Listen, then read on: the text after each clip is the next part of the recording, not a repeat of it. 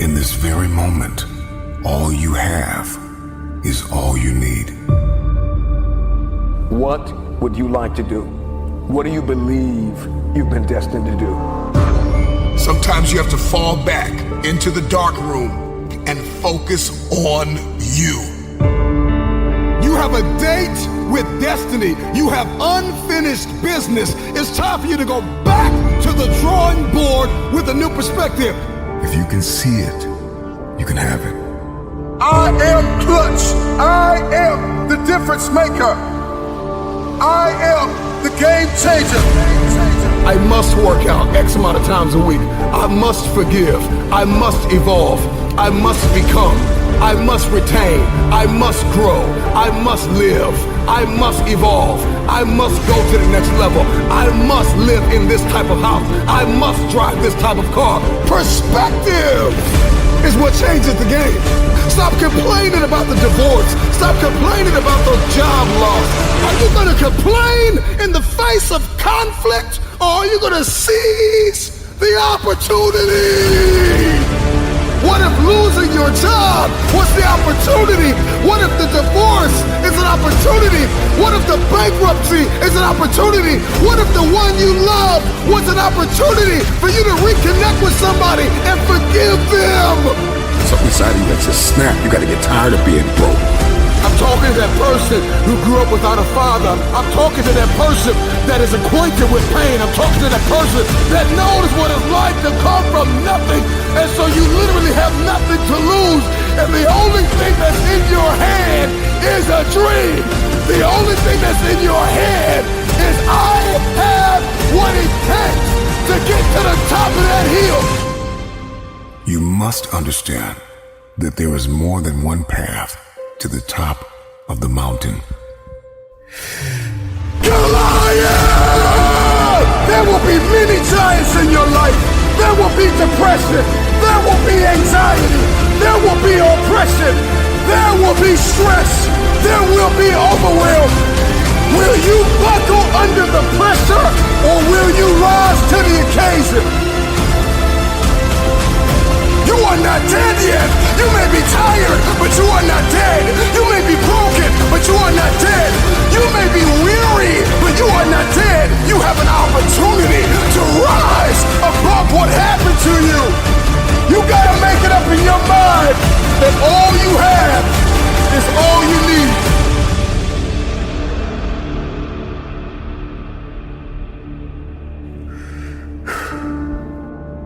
I know. It hasn't been easy. It's time to win.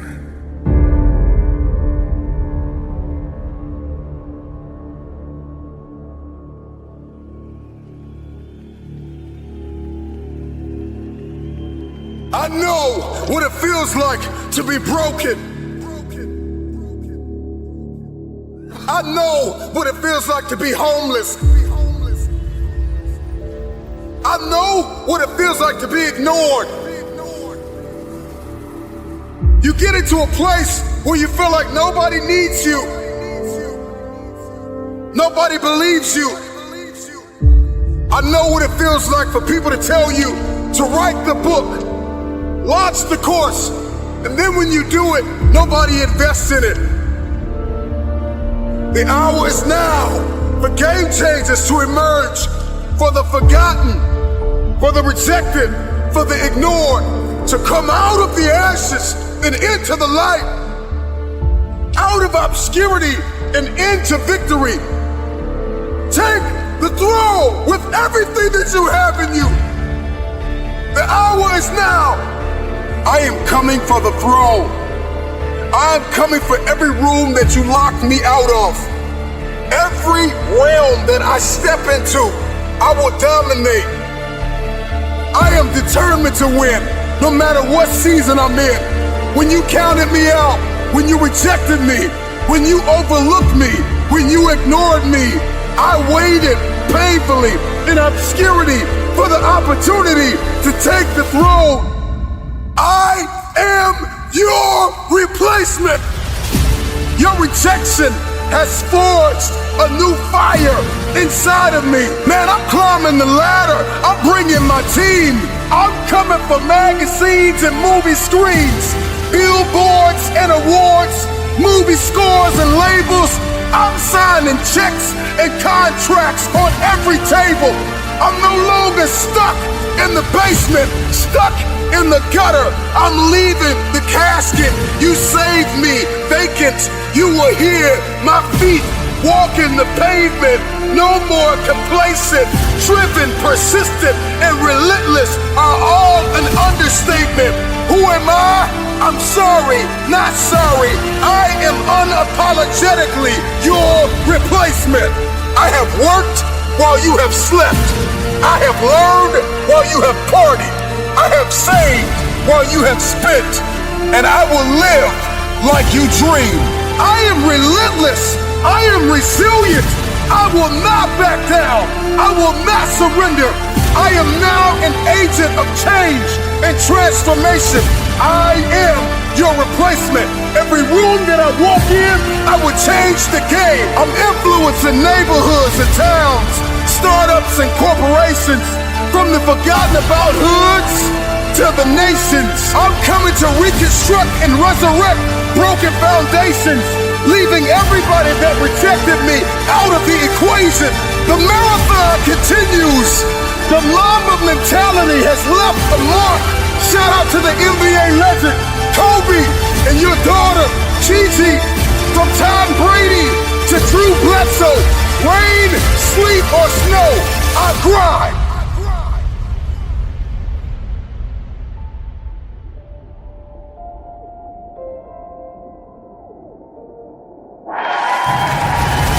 I am clutch.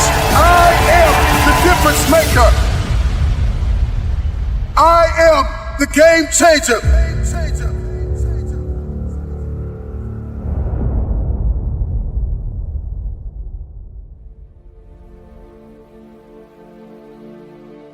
Make this moment the moment of truth about yourself.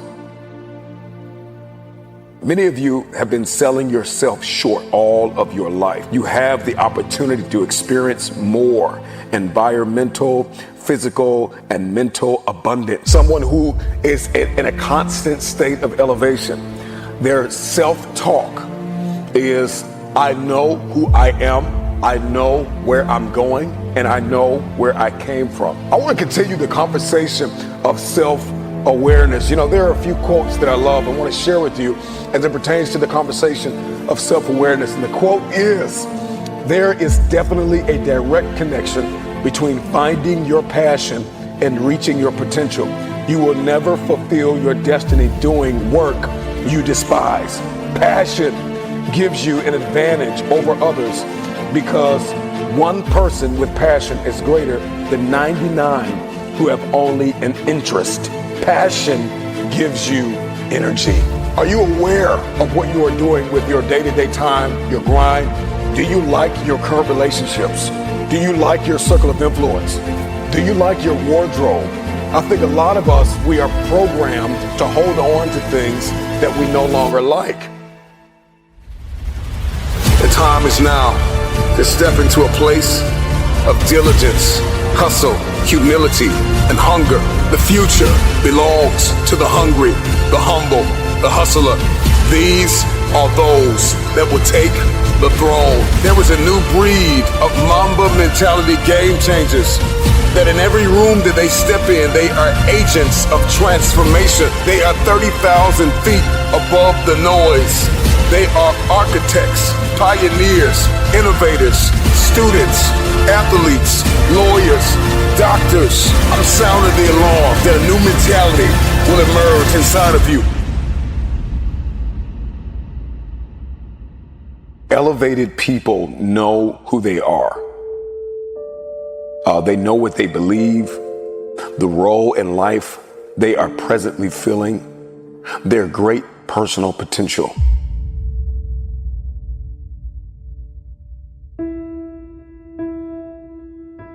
When you are self-aware, you need to be extremely cognizant of your evolution and the fact that you're going to change, the fact that you're not going to be the same person you are. It's a very dangerous thing to be in a place where you are growing, but your life is not. You're still connected to people and places that you've outgrown. It's a very dangerous thing to be in a place like that because you end up dwarfing everybody and everything in your life. Do you like what you're doing and do you like where you're going? Let me ask you another question. What would you like to do? If you don't like what you're doing and you don't like where you are and you don't like your relationships and you don't like X, Y, or Z, what do you want? What do you like? And then you got to be able to add passion to it to activate that thing and make that dream a reality. Are you fully aware of the bridges that are required to cross over to make your dream a reality? I think a lot of people, they have this vision in their head, this dream, but they don't know how to make it a reality. We navigate through life and we keep missing the bridges to bridge the gap between dream and reality. So do you know what is required of you? Are you aware of what is required of you to make happen what you see only in your head? I want to give you another quote. Almost every man wastes part of his life in attempts to display qualities which he does not possess. I want you to ask yourself the question, are you the person that is projecting a different you to the world on social media, on your websites, in your meetings? Are you projecting a different you? Are you the same person in private? And I know that there are multiple versions of yourself, or even I have multiple versions of me, but are they consistent? I want to ask you the question, are you aware of your why? Are you aware of your why? So now that you've discovered, okay, I'm not doing what I want to do, and I need to learn how to do what I want to do, and I need to figure out the bridge to bridge the gap between the dream and the reality. Do you know why you want to do what you actually want to do? What is your why? Because if the why is great enough, if you're aware of that why, then you can begin to back that why up with work ethic. Every why's got to be backed up by work. You want to be committed? You want to be consistent? You want to be creative? You want to be purposeful? You want to be reflective? And you want to be grateful? These are just a few things that you want to be as you are moving forward in your self-awareness. You've identified your weaknesses. You've identified that there is a gap between who you are, what you want, and where you want to be. There's a massive gap. Awareness and the acceptance of that awareness is the bridge to the future. This is going to connect you to your destiny tribe. Your destiny tribe comes with multiple types of people. What would you like to do? What do you believe you've been destined to do? What talents, skills, giftings, and abilities do you possess to support your desire to do it? What are your motives for wanting to do it? Why do you want to become what you are looking to become? What steps are you taking to become and to live the life, to make the dream a reality? When you have awareness and you have your actions, but you have no accountability, you set yourself up for a great fall. Let me ask you a question. What price are you willing to pay to make the dream a reality? How aware are you? Are you aware of the price that you are willing to pay relationally, emotionally, physically, mentally, spiritually? There is a price to pay to manifest a dream. You know, two of the greatest moments in an individual's life is the day they were born and the day that they realize why they were born. Are you aware of your why? Why are you here? What are you doing? Who are you connected to? What are your people, your places, and your purpose? Sometimes you gotta take a break from just about everything, disappear, come back, and shock the world. I'm talking to that athlete. I'm talking to that administrator. I'm talking to that nurse, that doctor. I'm talking to that student. I'm talking to that communicator. I'm talking to that pioneer, that inventor. I'm talking to that entrepreneur. I'm talking to that preacher. I'm talking to that person who refuses to stay where they are. I'm talking to that person that doesn't have a problem laying in obscurity, because you know that when you come out of the dark room, all eyes live in a culture of busyness, distraction, and noise. And sometimes the only way something's going to change is if we disappear. Sometimes you gotta delete the app. Sometimes you have to walk away. Sometimes you have to fall back into the dark room and focus on you. Everybody wants destiny. Everybody wants manifestation. Everybody wants fulfillment. Everybody wants the next level and the relationship and a higher quality of living. But nobody wants to eliminate distractions. Nobody wants to disappear for 3 months, 4 months, 6 months and get into a place where you can focus on just you. What if you could just shut out every distraction? What if you could just shut out the world for just a season and focus on you? A man is rewarded in public for what he does in private. Can you unplug for just a moment and focus on you? Focus on what matters. Why are you here? What is your destiny? The reason why you don't see it, the reason why it has not manifested, the reason why you are so frustrated is because you have not been willing to forsake all that you've been called to forsake and to follow through behind closed doors.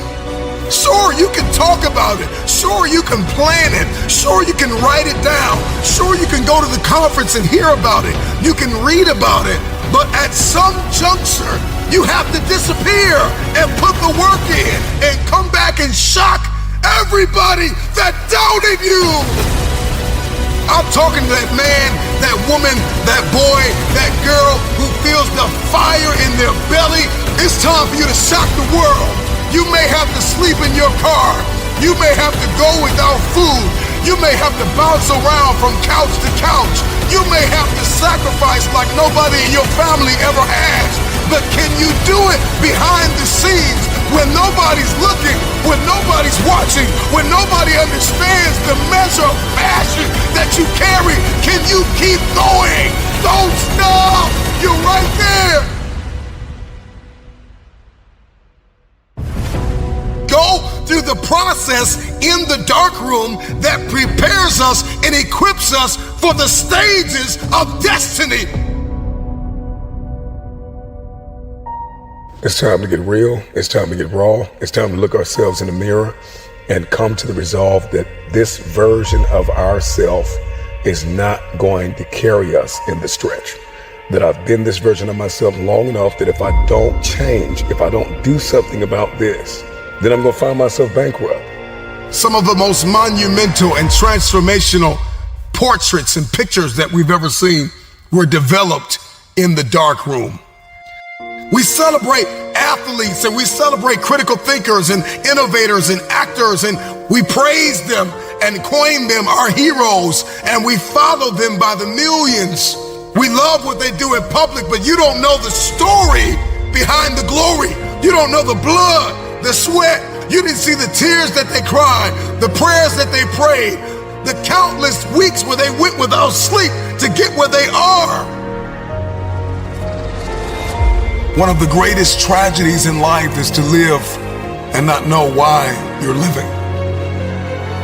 I'm just wondering if there's anybody here that wants their future, that wants to fulfill their destiny, that wants to manifest, that wants to walk in discipline and determination. I'm just wondering, is there anybody here that's willing to disappear? Are you willing to forsake all distractions? Can you hide yourself in the library? Can you hide yourself in the gym? Can you hide yourself in the boardroom and plan and caucus and do what is required behind the scenes in order to manifest the moment? Can you hide yourself in your books? Can you hide yourself in your closet? Can you hide yourself in the prayer rooms? Can you hide yourself? We have this passion to be in the public eye, but no patience to do the work behind the scenes. Stop telling the world what you are about to do. Steve Jobs once said, "We do not say anything about future products. We work on them in secret, and then we release them to the world."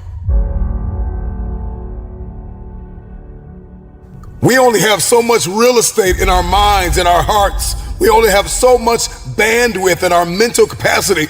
And the more distractions, the more delusions, the more negativity that we allow to take up real estate in our hearts and in our minds, the less energy we have to fulfill the call, to fulfill destiny, to manifest the idea. Everything that you think about, that you meditate on, everything that has to your attention has to be worth your time. So now it's time to navigate and do an appraisal of everything that's in our life, everything and everybody in our life. Time to do an appraisal and ask them this question: are you worth my time? If you're not, it's time to unplug. Time to unplug. Time to unplug.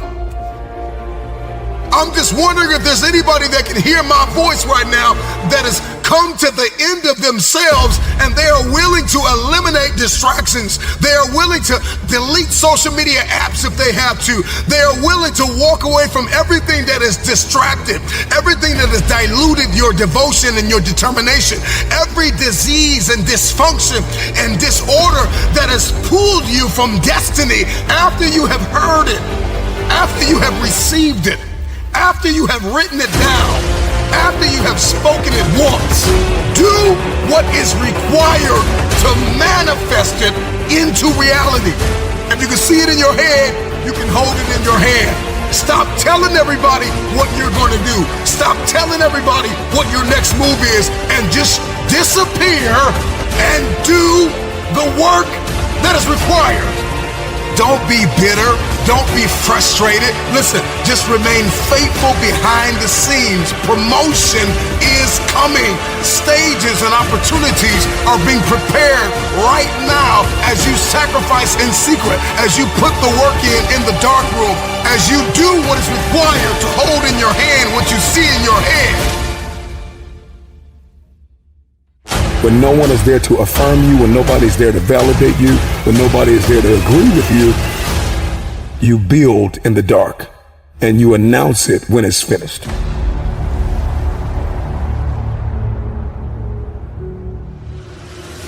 You've been an underdog in your relationships, if you've been an underdog in the weight room, if you've been an underdog in life, if you've been an underdog financially, I'm talking to that person who grew up without a father. I'm talking to that person who grew up without a mother. I'm talking to that person who didn't grow up with handouts. I'm talking to that person who maybe if you did grow up with a little bit of handouts, but maybe you were misunderstood and you were overlooked and you were undervalued and you were mishandled and misguided.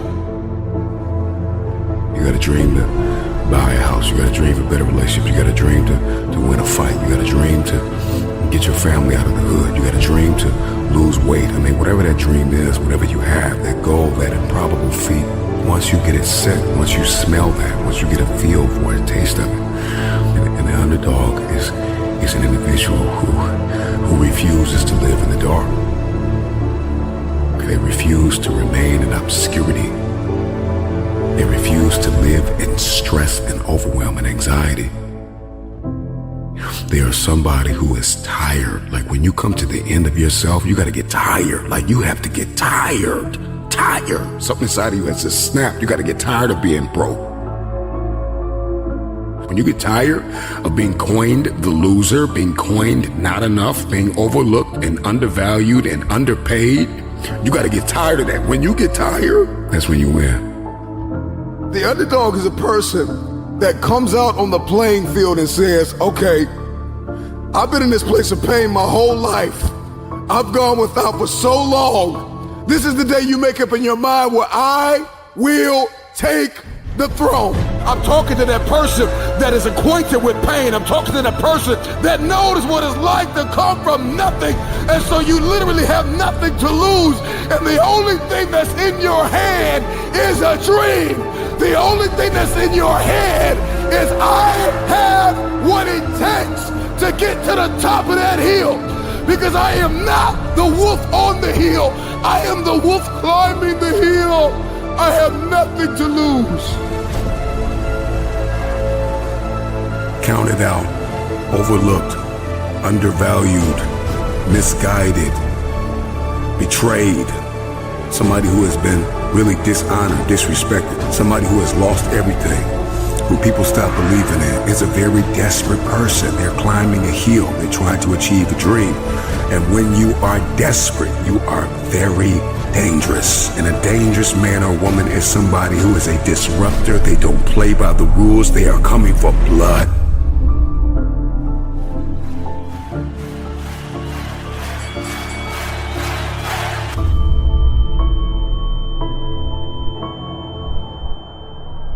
They are coming for blood. Your story is not your fortress. Your story is your fuel. When you doubt the underdog, it's like music to his ears. Tell me I'm not good enough. Tell me I'm not strong enough. Tell me I won't finish. There is this intrinsic emotion, this instinct. You have just awakened the lion in me because they said you can't do it. They said you don't have what it takes to make the investments. They said you don't have what it takes to lose the weight. They say you don't have what it takes to hang on to your marriage. Everybody has been counted out. Everybody has been doubted.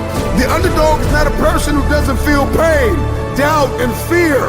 The underdog is a person that turns that pain, that doubt, that fear into their fuel.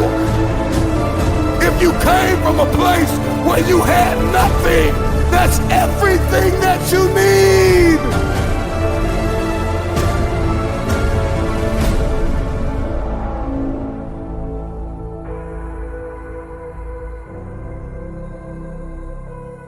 Everybody wants a piece of the pie. Okay? Everybody wants a piece of the pie. In any facet of life, in every arena you walk in, there's pie. And the thing is that pie doesn't get any bigger. The pie never gets any bigger. It's the disciplined, desperate, dangerous mentality of an individual that says, I'm gonna push whoever I gotta push out of my way to get my piece of the pie. Those are the people that get the pie. Because the pie doesn't get any bigger and the pie does not pursue you. You have to go after it. So whatever it is that you're going after, whatever it is you feel as though you've been destined to do, are you willing to push whoever, whatever, out of your way to get your piece of the pie? And so if you're listening to me right now and there's anything in your life that is defeating you, if there's anything in your life that seems like an improbable feat, you gotta smell blood. Once you get that scent like a hound dog, you get that scent, you see what is possible, you see what you are capable of. In the face of adversity, in the face of challenges, in the face of everybody that says you are not enough, you're not tall enough, you're not big enough, you're not wide enough, you're not fast enough, it's in that very moment that the dreams gotta get bigger than the disappointment, than the fear, than the anxiety, than the stress, than the overwhelm. It's got to get bigger, the dream. Once that dream gets bigger and you get a scent for that dream, you start to smell that dream. There's nothing on planet Earth that can stop you. You become armed and dangerous. You are the most dangerous individual on planet Earth. And so an underdog is just somebody who refused to live in the setback. It is a person who rebels against your reality. Your reality of me is that I'm not enough. Your reality of me is that I'm not qualified. Your reality of me is that I'm not quick enough. I'm not fast enough. I'm not tall enough. I'm not linear enough. This is your reality. My reality of me is that all I have is all I need. I'm coming after everything you said I couldn't have. If you're gonna come back from the setback, the number one thing you have to do is make up your mind that you are no longer going to live in the pain of the past. Pain is inevitable and it is unavoidable. And when we talk about this underdog mentality, the underdog is just a man or a woman who has made up their mind. They are no longer going to live in their setbacks. They are no longer going to live in your reality. Your reality of me says I'm not enough. Your reality of me says I can't do this. Your reality of me says you won't finish today. My reality says all I have is all I need. I'm not living in my setback any longer. I'm moving forward. When we talk about a dog mentality, the dog scrambles, the dog barks, the dog runs after whatever it wants. When a dog is hungry, move out of its way, because it's coming for blood. And the reason why you don't have what you want is because you are not hungry enough. You are going to have to push, push, push, push, push. 9 times out of 10, the underdog always comes out with the win because the underdog was more hungry. The wolf that is on the hill is never as hungry as the wolf that is climbing the hill. The underdog is still trying to prove himself. The underdog is still trying to tell the world, I can do this. And the underdog is an individual who refuses to live in the dark. People tell me all the time, it's hard to get wealthy. It's hard to grind. It's hard to be focused. How do you even do these speeches? It's hard to stay motivated.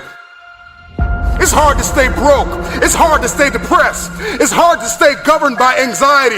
It's hard to be inconsistent. It's hard not to have daily disciplines. It's hard not to believe in yourself. It's hard to be broke. It's hard to be poor. It's hard. It's all hard. So choose your heart. You either gonna work for it, or you're gonna sit there and let life knock you down and dare you to get back up. It's hard to practice perseverance.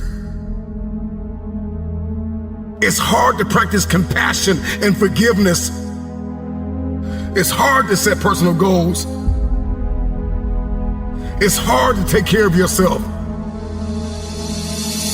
It's hard to be broke.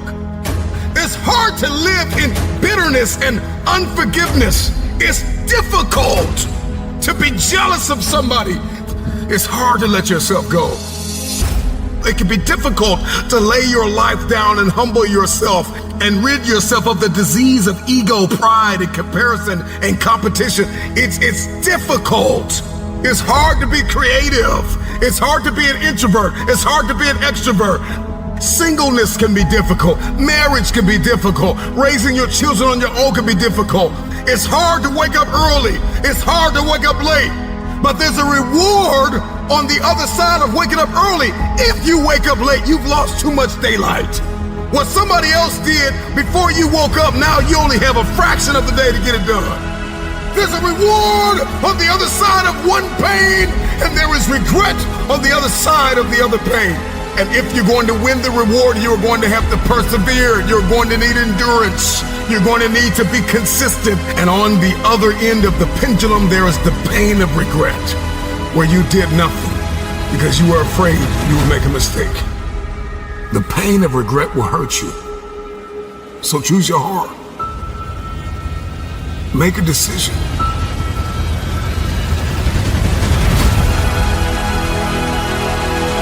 I want the pain of finishing something. I want the pain of persevering. Give me the pain of forgiving my haters. Give me the pain of forgiving people that tried to kill me. Give me the pain of letting it go. Give me the pain of growth. Give me the pain of acquiring new skill sets and talents. Give me the pain of managing my time well. Give me the pain of waking up early. Give me the pain of praying when I didn't feel like it. Forgiving when I didn't feel like it. Letting go. Give me the pain. I'll take that pain because on the other side of that pain, there is a reward. Every single day of my life, I'll take reward over regrets. Will you keep sleeping on your potential, or will you wake up and make it happen? Choose your pain today. The anguish, the irritation, the frustration that you feel today will be your strength to leap walls tomorrow, to leap hurdles tomorrow, to champion the day tomorrow. So you gotta turn your pain into progress. You gotta learn how to turn your pain into power.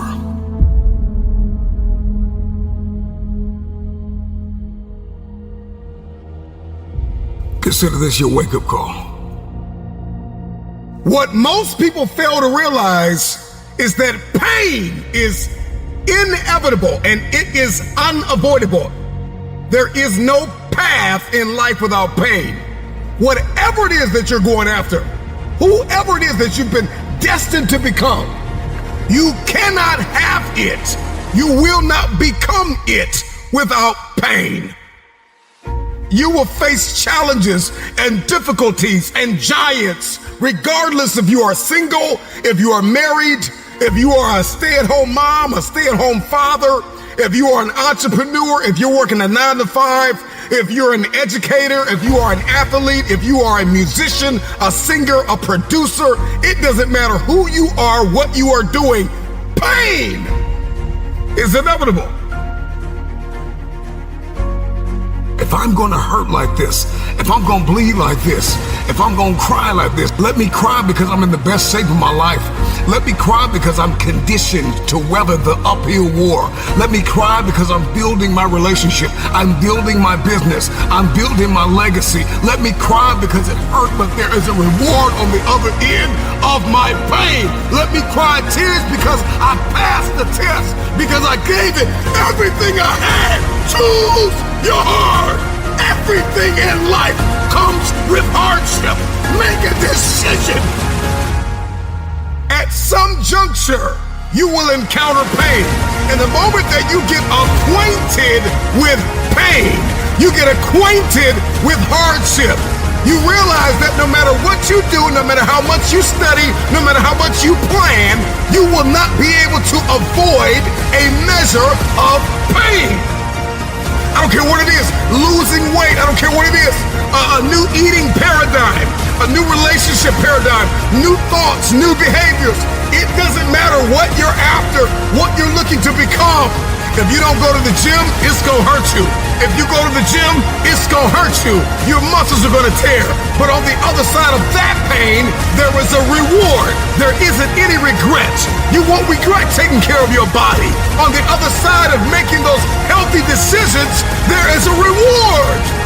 It's the reward of discipline. It's the reward of longevity. It's the reward of influence. It's the reward of power. Do you want results? Do you want a reward? Or do you want regrets? The decision is yours. It's all hard, so choose your heart. Pain is inevitable and it is unavoidable. Pick your pain.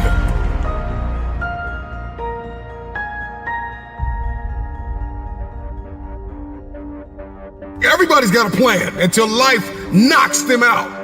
Because we weren't ready for the pain. And when the pain came, we did not process it. Processing pain is a skill set you've got to acquire.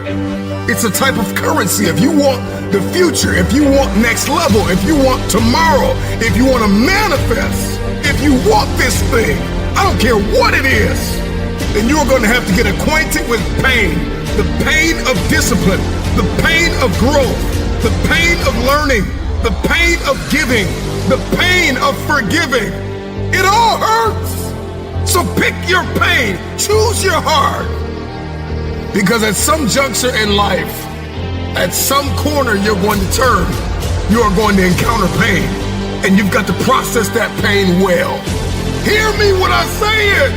Pain is unavoidable. It's hard to let go of the past. It's hard to give sometimes of your time, your talent, and your treasure. It's hard to balance work life. It's hard to acquire new skills. It's hard to be stagnant. It's hard to be a workhorse. It's hard to be lazy. It's hard to learn how to manage and cultivate relationships. It's hard to learn from your experiences. It's hard to turn your mess into your message. It's all hard. It's hard to hold on. It's hard to let go. But there's a reward on the other end of many of these hardships. You better choose reward or regret. There is always reward and regret attached to every decision that you make. Hope. Hold on. Pain ends. Pain does have an expiration date. And when that pain ends, another one will surface, but you will be strong enough because you endured the current pain well. Everybody wants resurrection, but nobody wants the pain of dying to themselves. There's a pain that hurts you, and there's a pain that changes you. So today, all I want you to do is make a decision to choose your heart.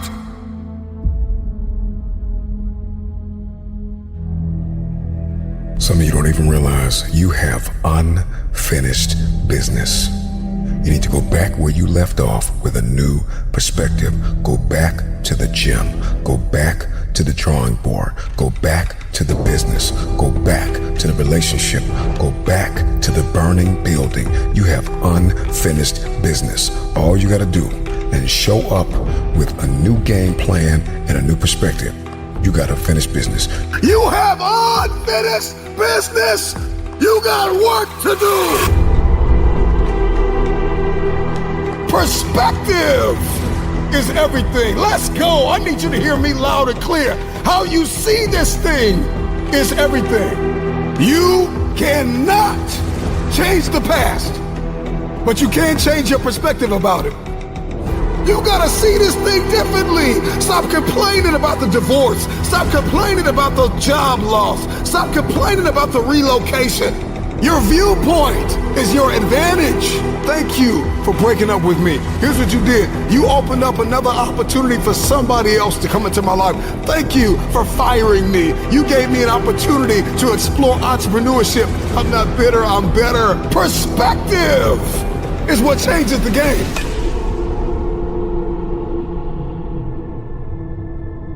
Everybody wants increase and abundance and lifestyle change and new zip codes and new area codes, but you only read once a week and you only work out once or twice a month. And so the reason why you don't have what it is that you see, the reason why what's in your head is not in your hands, it's not your reality, it's because your perspective opposes your potential. You don't have it because you don't see the value in it. If you believe you've been called to be the difference maker, the game changer, the disruptor, the person that comes into a room and commands the atmosphere, if you believe you've been called to be necessary and not grossly irrelevant, then everything you do, everything you see, everything rises and falls on your perspective, your perception, your viewpoint. How do you see this thing? What happens when your perspective, your perception diametrically opposes your reality? If you are going to give and grow and evolve and attain and become, everything rises and falls on your viewpoint. Show me somebody that hates to work out, and I'll show you a man that almost lost his life, and the doctor said, if you don't work out, you'll die. One sees it as cumbersome. One sees it as a problem. Another one sees it as a privilege. He sees it as his second chance, his new lease on life, that I have to work out. I get to work out. I get a chance to live a little longer. So one person sees the gym as a prison, and another person sees the gym as a passport. One man came within inches of losing his life, and another man has never come within 100 miles of losing his life, and he only works out twice a month, and somebody else works out 4 or 5 times a week. The reason why you only do it once or twice a month is because you don't see the value. Your viewpoint is either your advantage or your assassin. Your viewpoint will either get you going or get you killed. We see a storm, we see rain, and we think depression. We think I can't do anything. Instead of thinking grass can't grow without rain, roses don't bloom without rain. Number one, there's one thing I need you to stop saying, and that is, I should do something. That perspective, that viewpoint, that ideology, that philosophy, that mindset is gonna get you bankrupt. I should start this. I should stop that. I should forgive. I should. You don't get what you should, you get what you must have. I must work out X amount of times a week. I must forgive. I must evolve.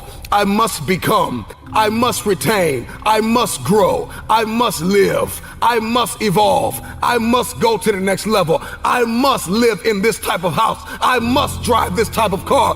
I don't care how bad you think the shoes are that you are wearing. There is another man in this world who would kill to walk a mile in the pair that you wear. Marcus, what does this mean? This means that what you are complaining about, what you hate, what you can't stand, what you want to walk out of, what you want to give up on, there is somebody out there that would die to be in your position. And so here's what I need you to ask yourself. Is this problem an issue or is it an opportunity? Some of you, all you've been waiting for your whole life was an opportunity. What if losing your job was the opportunity? What if the divorce is an opportunity? What if the bankruptcy is an opportunity? What if the one you loved was an opportunity for you to reconnect with somebody and forgive them? I need you to see the bigger picture. I need you to have a little gratitude. You need to learn how to smile. You need to work out. I know you hate the gym. I know you hate to lift weights. I know you hate cardio. I know you don't like drinking water. I know you don't like taking care of your temple. You think it's the hardest thing to do in the world to commit. But there is somebody who's in the grave today, and if they had another opportunity to live, they would enthusiastically, with great confidence and courage and consistency, do what you hate just to live a little longer. Find the positive, see the bigger picture, guard your gratitude. The trial, the tribulation, the adversity, the giant is not your assassin. The giant is your opportunity. Are you going to complain in the face of conflict, or are you going to seize the opportunity? I don't care what it is that you're trying to achieve, what you're trying to accomplish, what you're trying to give, how you're trying to evolve, what you are looking to become. Everything rises and falls on your perspective.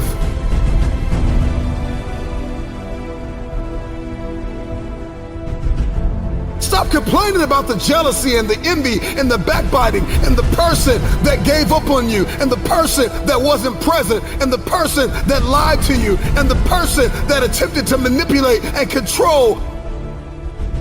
I'm not weary, I'm wiser. I'm not toxic, I'm triumphant. I see this thing differently.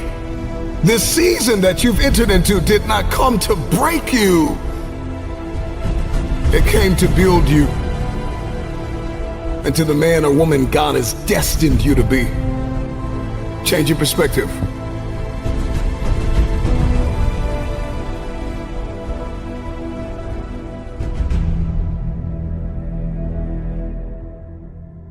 There's a reason why they say, see the light at the end of the tunnel. If you don't see that light, you're going to lose your mind. You will lose yourself.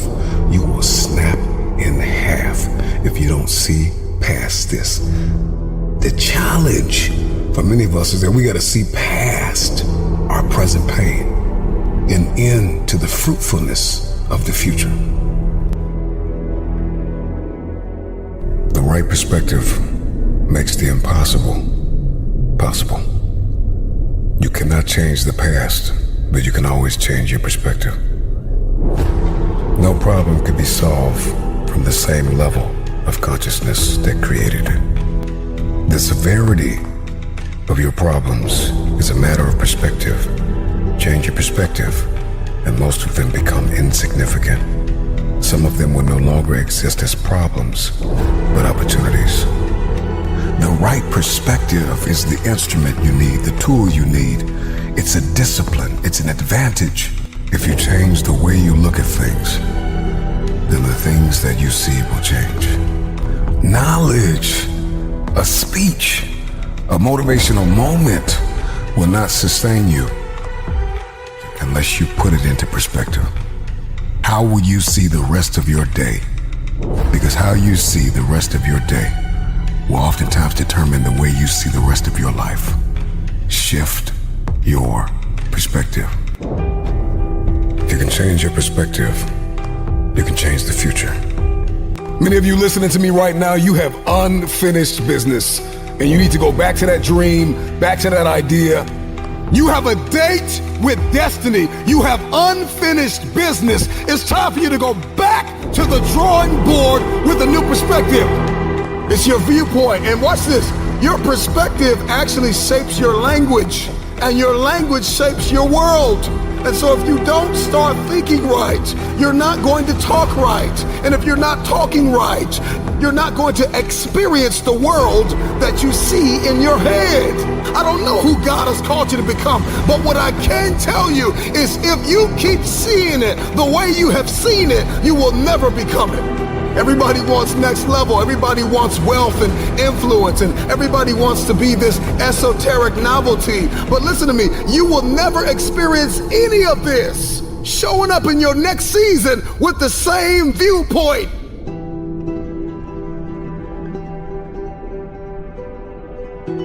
The right perspective makes the impossible possible.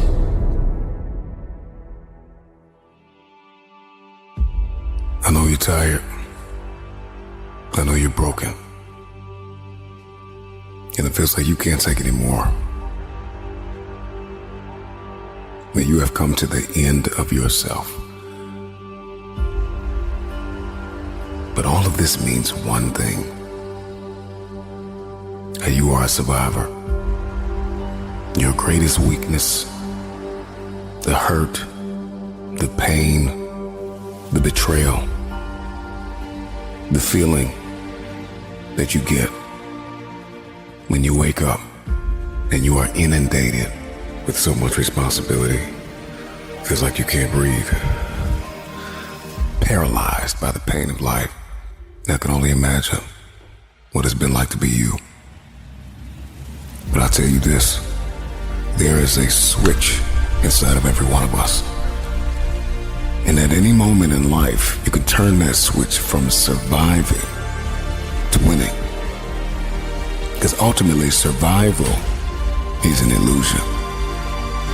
There's only two types of people in this world. There's people who lose, and there's people who win. And it's hard to be a loser, and it's hard to be a winner. Today, I want you to make a decision to flip the switch inside of you. From surviving to winning. It's time to win. See, the human being is the highest order of creation on earth. And one thing I am crystal clear about is that at any moment in your life, you can come across a speech or a piece of information. And if that information is applied, that revelation, it can forever alter the fabric of your existence. It's in the midst of our greatest storm. If you can hear my voice, you've survived. You survived the hurricane. You survived the storm. You survived the trial. You survived the betrayal. You survived it all.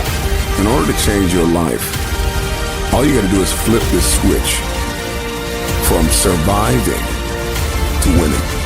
See, a survivor will sit and wallow in the pain of the past. But a winner will build even when they are broken.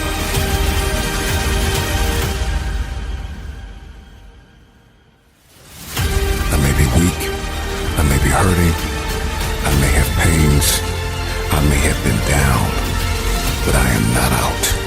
I am getting out of this hole. Today, I'm getting out of the pit of misery and into my destiny. Your pain is not bigger than your purpose. And even though you have been crushed in this very moment, you still have your calling. Flip the switch from weakness to winning, from hurting to conquering, from losing to champion. I can get through this. I will get through this. I must get through this. The days you're not plugged in are the days you don't get 120. I have too much to accomplish to be satisfied with where I am right now. I have too much on the line. I have too many people depending on me to win. I must stay hungry. You want to kill an alligator? You kill it right after it eats. Because right after it eats, it gets satisfied. And it goes to a state like it's almost paralyzed. Some of y'all in this room, when you paralyzed, you had a little success. You're done what nobody else in your family has done, and now you chilling. Come on, you ain't hungry no more? Next 100, I need you to stay focused. Why? You should still be hungry. What have you eaten that's got you satisfied? What have you done? What have you accomplished that got you so full? I'm a contender, but the next 100 gonna change my life. You're gonna change this world. We're ordinary people doing extraordinary things. If that's you and you feeling me, just say I can. Come on, I can. I can. Come on, one time. Yep, I will. Yep, I must. All right. You study any animal in the animal kingdom, and I will tell you this, that the lion is king because the lion is hungry. The elephant is bigger than the lion. The cheetah is faster than the lion. But nobody is more hungry than the lion.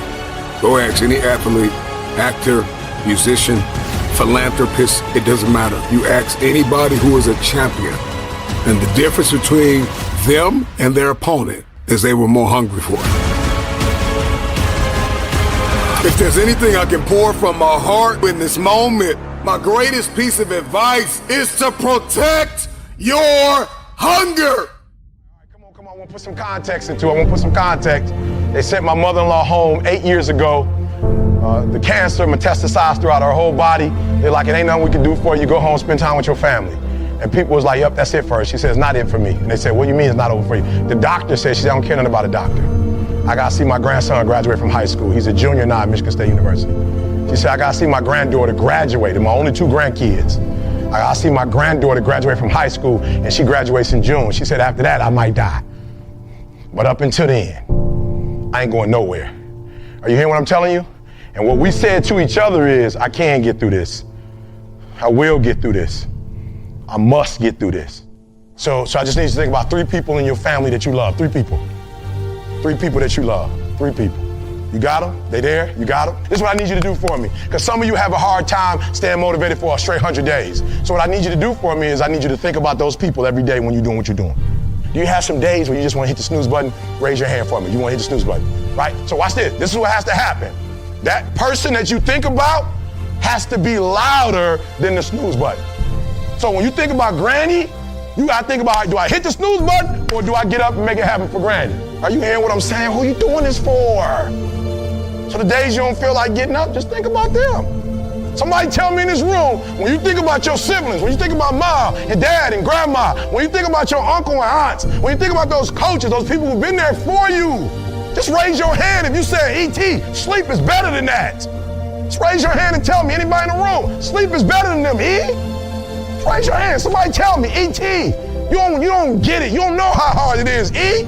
I probably don't. I just lived in abandoned buildings, AI trash cans, I probably don't. Maybe I ain't never been through what you've been through, but I've been through my go-through. And you don't get here by quitting when you tired. You get here by quitting when you finish, when you done. You don't stop when you tired. You stop when you done. You stop when you complete it, when you execute it.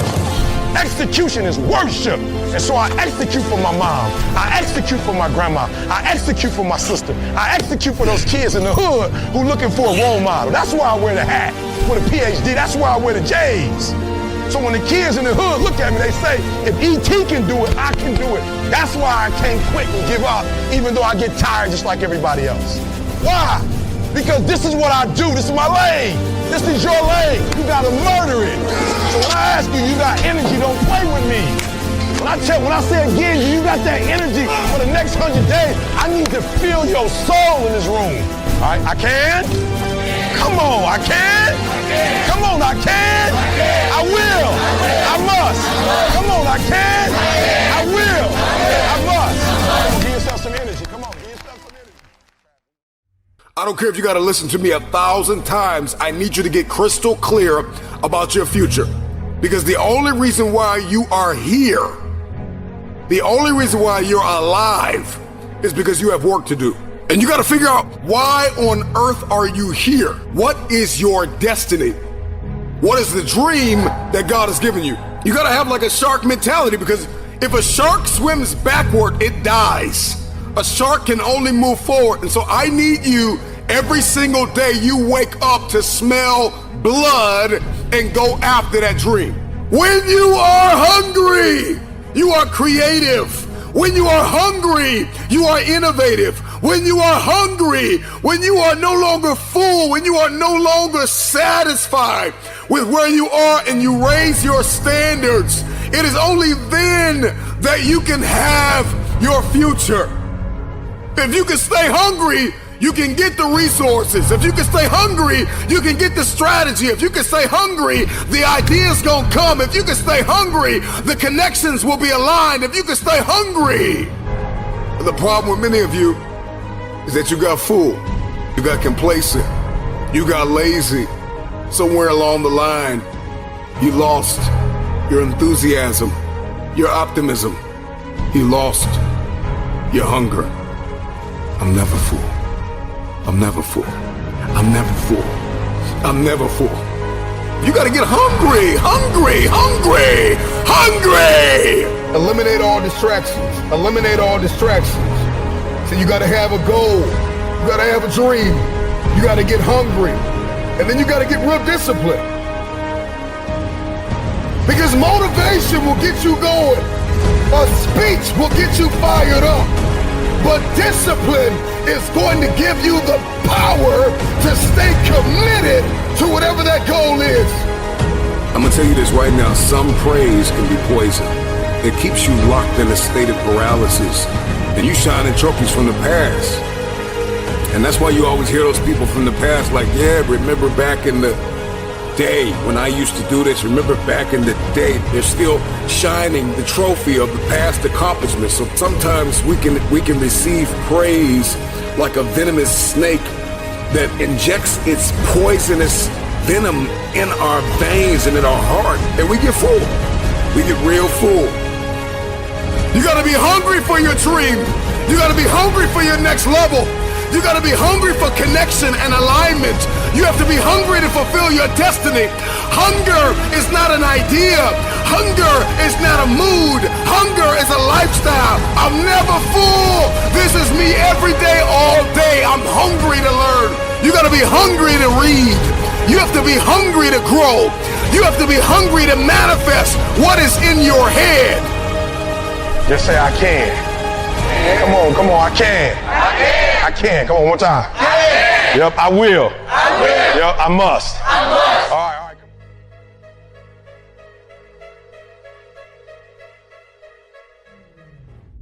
There is a light inside of every one of us, an ember that burns and begs us to become more than what we have ever been.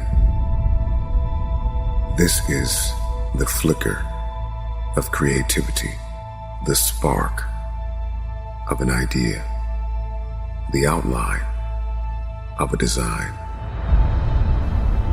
You gotta make it happen. Can't nobody else do it for you. You're in charge of your it. Every day the clock is ticking. Every year the calendar moves. Your it cannot be delayed forever. Your it gotta start with your first step. Your it gotta start with your first move. Matter of fact, it begins in your mind. It is your dreams.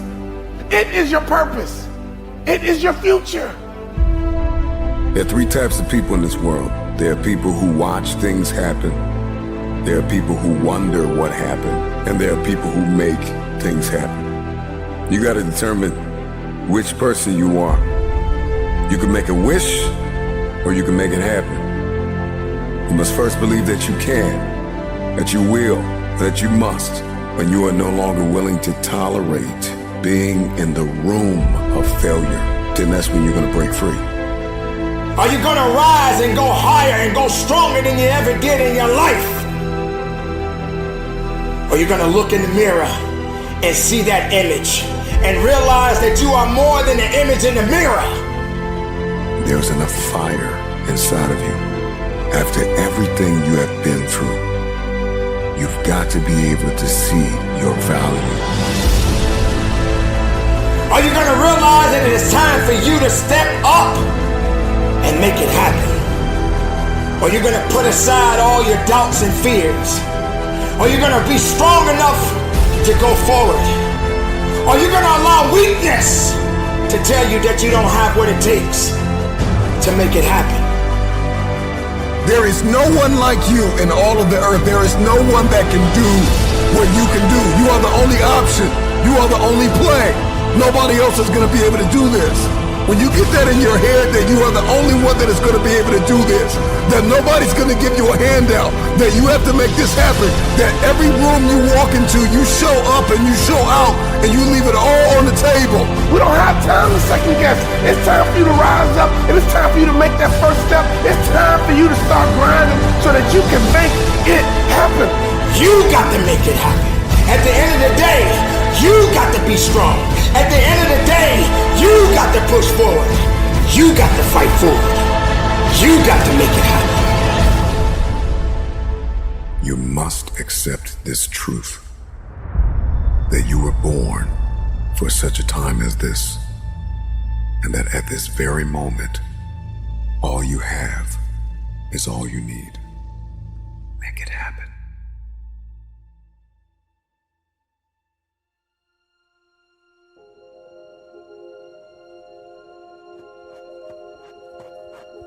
Persistence, consistency, resilience, courage, establishing your priorities, mastering self-awareness, maintaining focus, believing.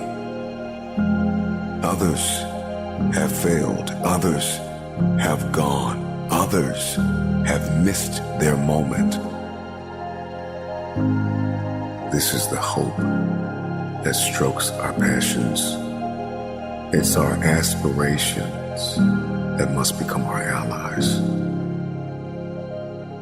Do you really have what it takes when someone tells you that you're not good enough and you're not strong enough to prove them wrong and make it happen?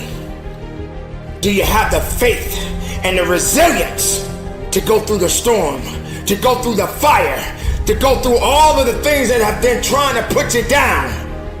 To make it happen, you got to fight through all of that, all of your challenges, all your limitations, all your haters. You got to fight through all of that, and that's why victory will taste so sweet. The moment that you destroy the door, the way out, in the room of your dream, that's when you make it happen.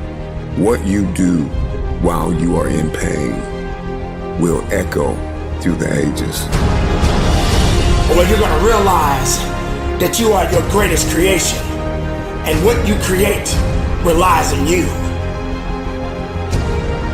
You may get knocked down, but so what? You may feel like you can't carry on, but so what? That doesn't mean that it's over for you. That doesn't mean that you can't go forward. That means you got to rise up. The process is muddy. The process is murky. The process is dark. The process is cold. The process is going to leave you in places where you're going to feel like you have been abandoned, like nobody believes in you, nobody supports you. When you don't see a light at the end of your tunnel, you got to remember the light that is burning inside of you that nobody is able to put out. There is not a person on this planet that can stop you. Sometimes you're gonna just think you just don't have it anymore. You must reconnect with your possibilities. That means you got to be hungry. That means you got to be strong. That means you got to have the power. That means you got to fight and push and dig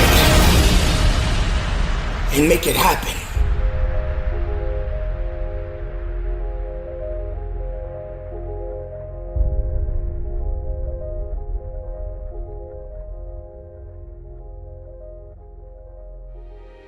Nobody cares until you make it happen.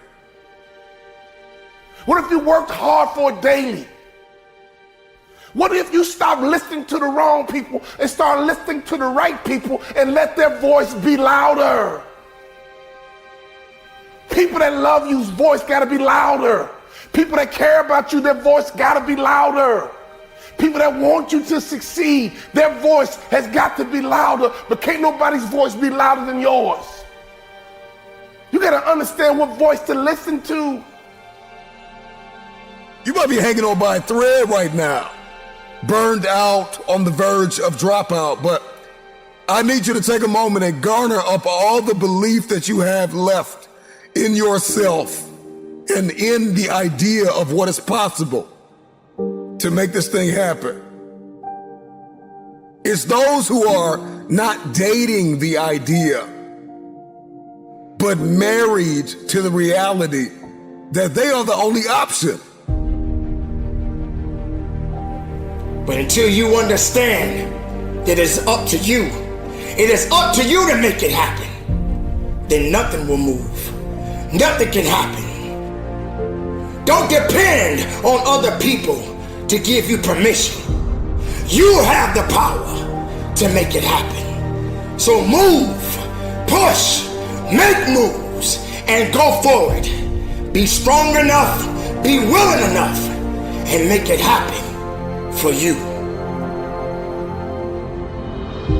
Opportunity is everywhere, but I need you to grow up and be ready for this opportunity. Maturity is knocking. Wisdom is knocking. You are stronger now. You are wiser now. It's time for you to answer the call with your chest stuck out. It's time for you to answer the call with your head held high. Will you keep delaying a better life? You gonna keep letting everybody pass you by? Why not you? Come on, why not you? No sunrise without a sunset. There are no roses without rain. If you can remember that, then you will always see adversity as advantage and obstacle as opportunity. Know this, that your process may be messy, but your mess will become your message. You can't just stay still.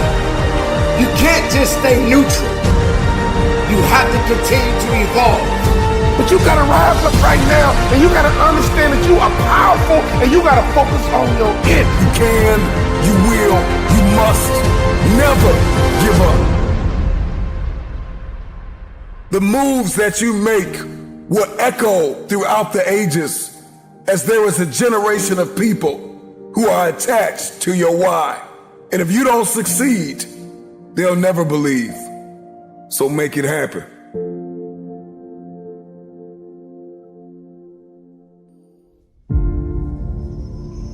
I'm talking to that football team. I'm talking to that baseball team, that basketball team. I'm talking to that fighter. I'm talking to that track star. I'm talking to that athlete. I'm talking to that student. I'm talking to the person who failed the exam over and over and over again. I'm talking to that individual who feels as though all hope is lost, who feels as though they gave it their all. If you are still alive, you've got something left. You still think failure is final.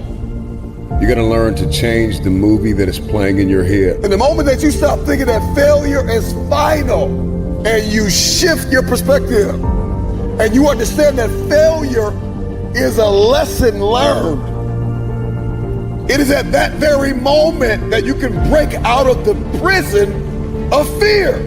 Because this is what happens when we fail, when we fall, fear creeps in.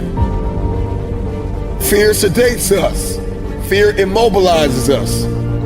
Fear tells us that we're inflexible, we're incapable. Fear tells us that we're irresponsible. Fear tells us that we don't want it bad enough. Fear imprisons us. I'm getting out of this place. You can't hold me here any longer. Fear says if you get up now and you try it again, you'll fail again. So stay here with me. Fear is moody and resentful and lazy and self-condemning. And your future hinges on these two words. If you will listen, these two words can be your passport out of the prison of fear. If nobody has told you this, let me tell you now. I know you failed, but get up. I know it hurts, but get up. One of the things you are going to have to do is get the image of failure out of your head. Stop meditating on the mess up and see yourself walking in the mastery of this thing. If you want your future, get up now. Get up, get up, get up, get up, get up. I know you're bleeding, but get up. I know it hurt, but get up. I know you disappointed people that believed in you, but get up and try again. Try again. Try again. Right where you are, I want you to see it differently. And this time you understand where your weaknesses are. And this time you understand your vulnerabilities. I need you to see this thing. You got to see this thing. Failure is not final. If you can see failure differently, then the whole game changes. Now the world is your classroom because now you're seeing failure differently. If you're going to get up and try this thing again, 4 things you got to know right now. Hear me loud and clear. Snap out of it. Snap out of it, snap out of it, snap out of it, snap out of it. Stop telling yourself you're not good enough. Stop telling yourself you don't have what it takes. Snap out of it, snap out of it. Stop telling yourself you will fail if you try again. Snap out of it. Get up and give it everything you have. A lot of us don't get up and try again because we keep playing the failure over again and again and again. And this is why you continue to fail, because that's all you see. And the moment that you change the motion picture in your head and you see something different, now you no longer see the mess, you no longer see the madness, you no longer see the trauma, you see the triumph, you see what is possible, you see that you have what it takes because you saw where you failed, and now you can see, okay, now failure positions us to be instructors for the future. You become a better thinker and a better problem solver. Failure spawns creativity, motivation, and tenacity. Show me somebody who has achieved greatness. And if you pull up their past, I promise you'll see some failures and some lessons learned. But what happened? Failure became their instructor. All of these lessons eventually build a level of confidence and self-esteem that you would have never had you not failed. Failure teaches us how to value and cherish wisdom and understanding. Failure teaches us how to reprioritize. Failure creates opportunity to come back. I don't want you to see failure as a disease. I want you to see it as a currency. I want you to know that there are lessons that you learn and you gain wisdom in the lesson. You gain a deeper understanding of the power of your future. There are things you will be able to buy in your future with the currency of failure, with the lesson that you learn. We look in this mirror and we see what's possible. We see possibility. And oftentimes we date possibility. We date destiny. We don't marry destiny. We date destiny. We date the idea, the theory of success, what I could be, what's possible. We compensate about things we want to accomplish, but then we get trapped back in the prison of fear. Fear of failure. A lot of you have fear of greatness. You are afraid of promotion. You are afraid of elevation. You are afraid to hit the stage. You are afraid of opportunity because you're thinking to yourself, if I get on this stage, if I get on this field, if I get on this court, if I get on this track, if I get in this room and you give me an opportunity and I drop the ball, I won't be able to ever live it down. But listen to me, it is a lesson learned. And it is a lesson that you would have never learned had you not given it a try. Give yourself a chance to win. Give yourself a chance to win. Be the person that said, I tried, I gave it all I had, I tried, and now I can reevaluate, and now I can deliberately investigate my emotional and mental state, and I can figure out what's wrong with me, what happened, why did I miss the ball, why did I miss the punch, why didn't I see this thing the way I could have, what can I do better? If we can change our perspective on failure, our lives will never be the same. You're gonna learn to change the movie that is playing in your head. A lot of us don't get up and try again because we keep playing the failure over again and again and again. And this is why you continue to fail, because that's all you see. And the moment that you change the motion picture in your head and you see something different, now you no longer see the mess, you no longer see the madness, you no longer see the trauma, you see the triumph. You see what is possible. You see that you have what it takes because you saw where you failed, and now you can see, okay, now failure positions us to be instructors for the future. And see, when we get into the prison of fear, because we have fallen in an area, fear has friends. One of the chief friends of fear is doubt. And doubt kills more dreams than failure ever will.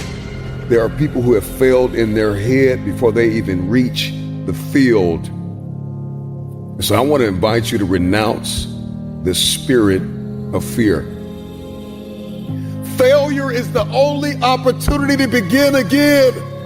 And if I'm talking to anybody that's hungry for the future, all you need is an opportunity to try again.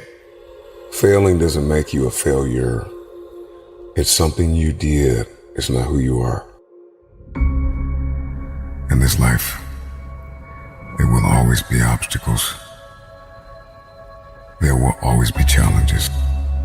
There will always be giants. What has defeated you? What is your giant? Name it. Is it fear?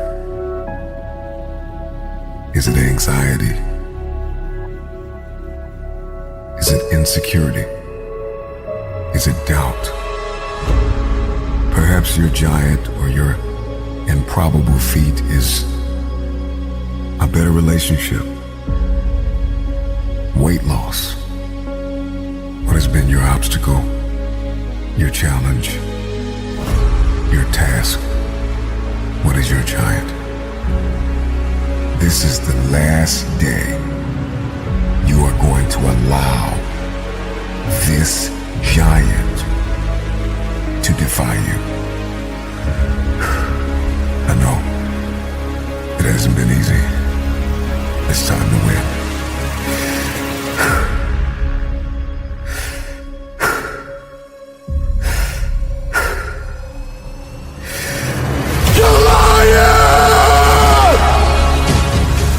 There will be many giants in your life. There will be depression. There will be anxiety. There will be oppression. There will be stress. There will be overwhelm. Will you buckle under the pressure, or will you rise to the occasion? The Bible says that David got up and ran into the army of the Philistines. He ran towards the battle. And like an eagle is the only bird that flies into the storm, it is time for you to fly into the next dimension of where you have been called to. What is your dream? What is your idea? What is your assignment? There is a new breed of champions emerging out of the ashes of doubt and fear. Your knees may be knocking, your palms sweaty, but the time is now to rise up and run after it. Run after your dream. Run after your idea. Run after your goal. Run after it with everything that you have. You will never have your future until you are fully persuaded that you are a carrier of everything required to fulfill your destiny. If nobody believes in you, you gotta make it up in your mind that all you have is all you need. You are going to need vision. Before you win, you're going to have to see it. I want you to see yourself winning. If you can see it, you can have it.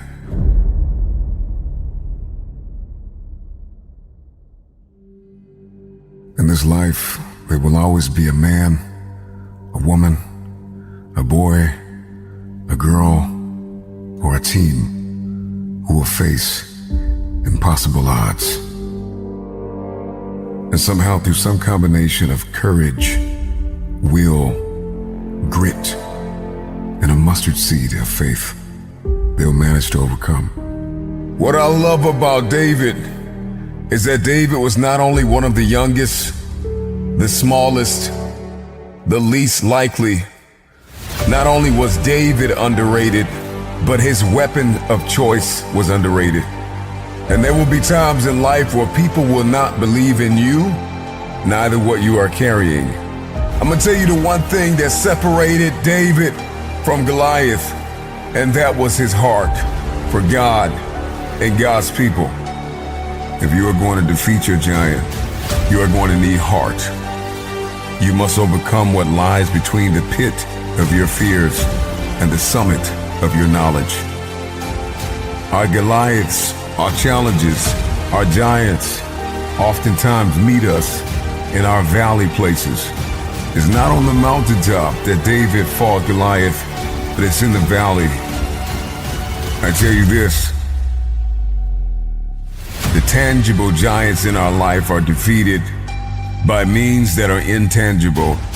If a man can conquer his mindset, if a man can master discipline, then there is nothing he can't win.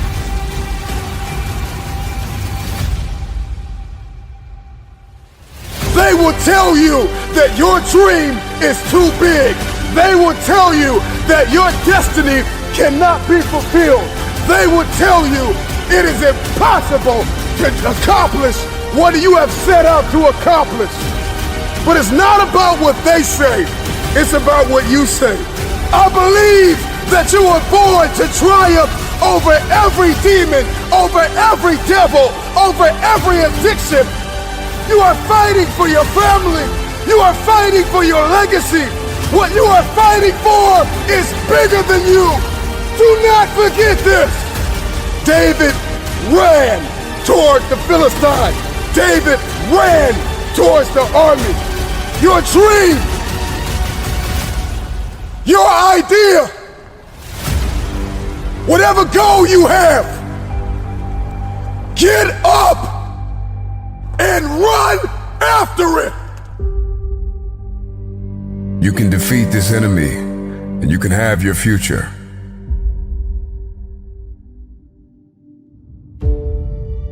If you're going to defeat this giant, if you're going to win the war, it starts on the battlefield of your mind.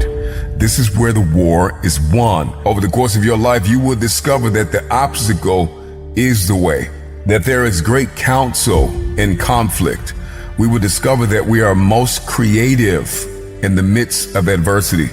So do not run from your battle, for the battle is a learning experience. You got to overcome fear. The moment that you overcome fear, then your opponent is bankrupt. There's nothing they can do. You're going to have to dispense with fear and with negative self-talk. Remember your why. It is the why that gets us the win. And it is the why that gives us the power to persevere through the how. Stop looking for the addition. Stop looking for the validation. Stop looking for everybody to agree with what you're about to do. Stop looking for everybody to understand. And know this, all you have is all you need. I can see your giant of addiction running towards you with words of darkness, death, attempting to strike fear in your heart. Will you cower? Will you back down? Or will you run into battle? But I see a generation rising up against the one who called you powerless, rising up against the fiery darts of the enemy, rising up against the lie that have held us down far too long, rising up against the despair and the heaviness and the chronic anxiety. I have waited my whole life for this moment. Thank you to everybody that doubted me. Knees buckling, palms sweaty, heart heavy, but I'm ready. I'm afraid, but I'm running. You will hear my feet walking the pavement. I'm no more complacent. Here's to everybody that doubted me. Here's to everybody that stopped believing in me. Here's to everybody that counted me out. What has been tested, what has been proven, Do something with what's in your hand. Do what you can with what you have. All you have is all you need.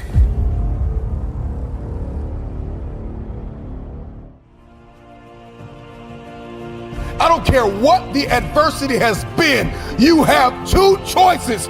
You can be unforgiving, bitter, angry, upset, and be a carrier of grief, or you can choose resilience. You can cope with what happened. You can upload the program of resilience and recover all and get back to the place where you were before the fall. Stop waiting for the storm to pass and ask yourself the question, what can I accomplish in the rain? What can I accomplish in the rain? Who can I become in the rain? There are people all over the world who are depending on you. So our wounds become wisdom. We have a new program.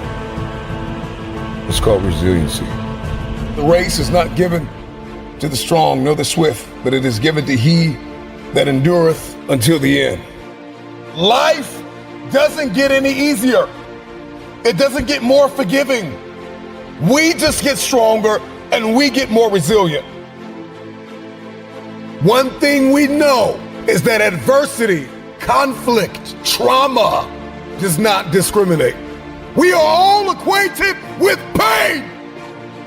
I don't care how many times life knocks you down, get back up and tell life, I'm supposed to be here. I belong here. Give me what's mine. When we tackle obstacles, when we face adversity and conflict, it is only then that we find hidden reserves of courage and resilience we didn't even know we had. It's literally only when we face failure that we realize these resources are always there within us. We only need to find them to fulfill our destinies. After life has beaten you and broken you into pieces, resiliency is that gift and ability. It's the discipline to turn those pieces into a work of art. Many of you listening to me know what it's like to lose everything. You know what it's like to hit rock bottom. You know what it's like not to be supported. You know what it's like to be lied on. You know what it's like to experience emotional, relational, and psychological trauma. And it changes you because you don't know what you are made of until you have gone through something. You already know what failure feels like.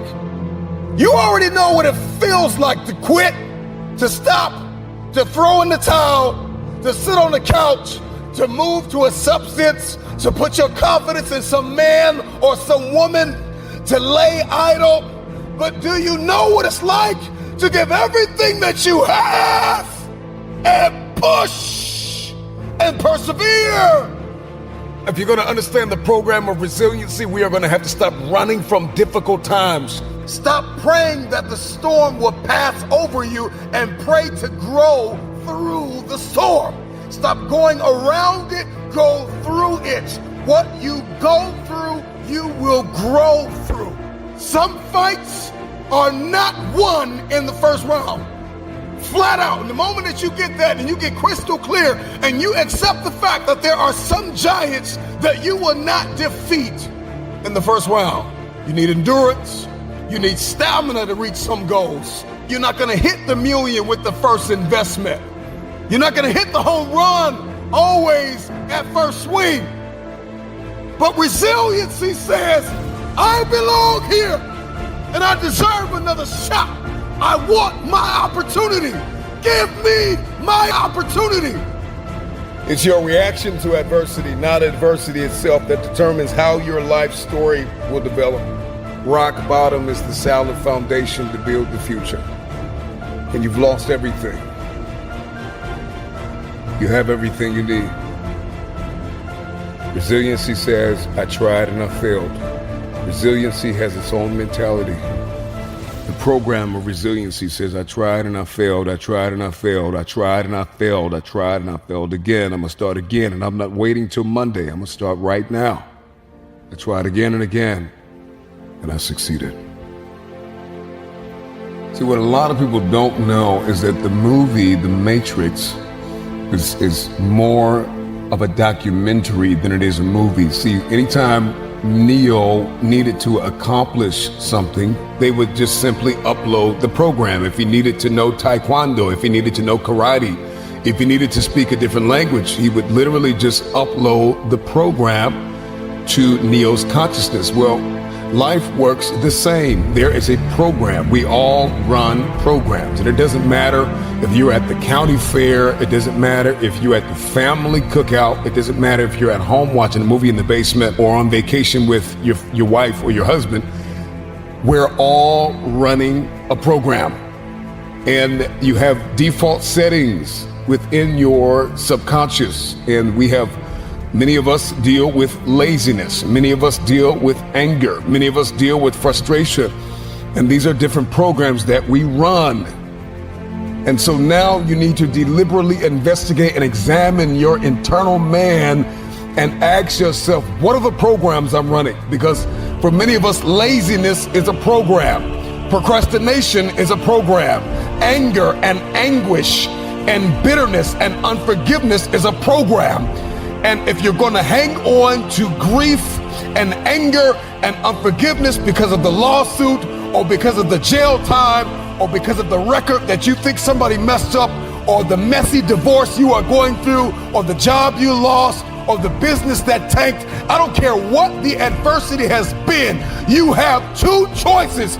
You can be unforgiving, bitter, angry, upset, and be a carrier of grief, or you can choose resilience. You can cope with what happened. You can upload the program of resilience and recover all and get back to the place where you were before the fall. Get up! Stop waiting for the storm to pass and ask yourself the question, what can I accomplish in the rain? What can I accomplish in the rain? Who can I become in the rain? What can I build under these conditions? Resilience is based on compassion for ourselves as well as compassion for others. The future is hinged on your resiliency. Your family is depending on you to put in the work. Your friends, your circles of influence, your mentors. There are people all over the world who are depending on you. So our wounds become wisdom because our perspective. We have a new program. It's called resiliency. Are you willing to lose sleep? Are you willing to put the work in? Are you fully persuaded? Are you determined? I don't care how many times life knocks you down. Get back up and tell life, I'm supposed to be here. I belong here. Give me what's mine. When we tackle obstacles, when we face adversity and conflict, it is only then that we find hidden reserves of courage and resilience we didn't even know we had. It's literally only when we face failure that we realize these resources are always there within us. We only need to find them to fulfill our destinies. After life has beaten you and broken you into pieces, resiliency is that gift and ability. It's the discipline to turn those pieces into a work of art.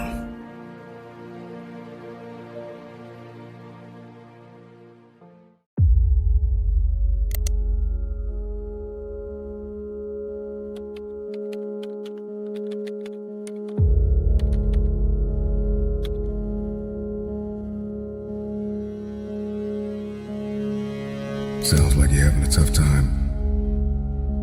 I've been there, so I kind of know what you're talking about.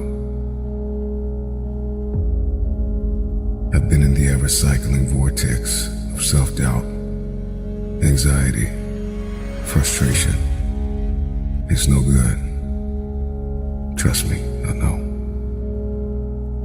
Let me share a few things with you that hopefully will help the pain to subside.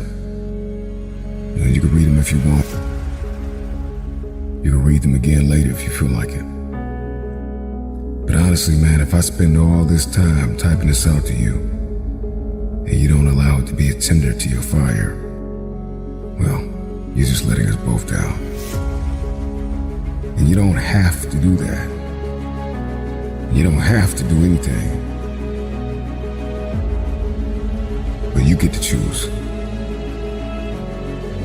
I'm gonna give you 4 rules that if you can obey, if you can make these rules a command, I believe not only will the pain subside, but perhaps transformation could take place on the inside. Rule number 1, there are no more 0 days. What is a 0 day? A 0 day is when you don't do a single solitary thing towards whatever your dream or goal is in this life. So I want you to make a conscious decision that there will be no more 0 days. Now, I'm not saying you gotta kill yourself, but the point I'm trying to make is that you need to promise yourself that your new program, your new system, will be a life lived of no more 0 days. This means that when the day is over and you look up and it's 11:58 at night, you did something. No more 0 days. I mean, I don't care if it was 1 push-up, 1 sit-up, 1 page of the book. You feel me? But just make a decision that there will be no more 0 days. You see, when you're in the vortex of being bummed and you are trapped in the pattern of self-sabotaging behavior, you get used to it. And the only way you are going to break out is with a massive string of consistent non-0 days. That's rule number 1. Rule number 2 is that you are going to have to be grateful to the 3 U's. Call it mumbo jumbo if you want to. Newsflash, the 3 U's are the past you, the present you, and the future you. And if you want to love somebody and have someone to love you back, you got to learn to love yourself. And the 3 U's are key. You got to be grateful for the past you, for the positive things you've done, and do favors for the future you, like you would for your best friend. You feeling bad today? Stop for a second and think of a good decision you made yesterday. That salad, that fish, that protein shake, instead of the burger or fries. Did you save money in your past to buy something that resonated with you? And thank the past you. Are you currently saving toward that dream or that goal you have, or that improbable feat? Then you need to be grateful for the present you. The last part of the 3 U's is you gotta love your future self. You gotta do your future self a favor. I know you might be tired. You may be addicted to a video game or a television series. Not today, present self. This one's for future me. No PlayStation, no Xbox, no distraction. I don't care if it's 1 more push-up or 1 more sit-up or 1 more page in the book. You see the cycle of doing something for someone else, future you, and thanking someone for the good in your life, past you, is the key to building gratitude and productivity. Don't doubt me. Over time, you should spread that gratitude to others who have helped you on your path. Rule number 3, you are going to have to forgive yourself. I mean it.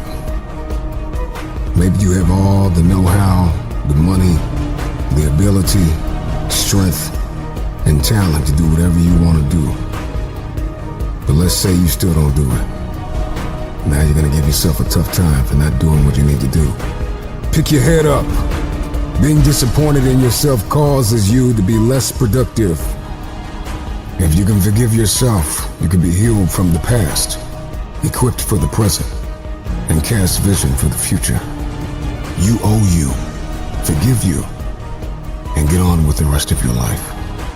Rule number 4 is the easiest, and it's 3 words. Exercise and books.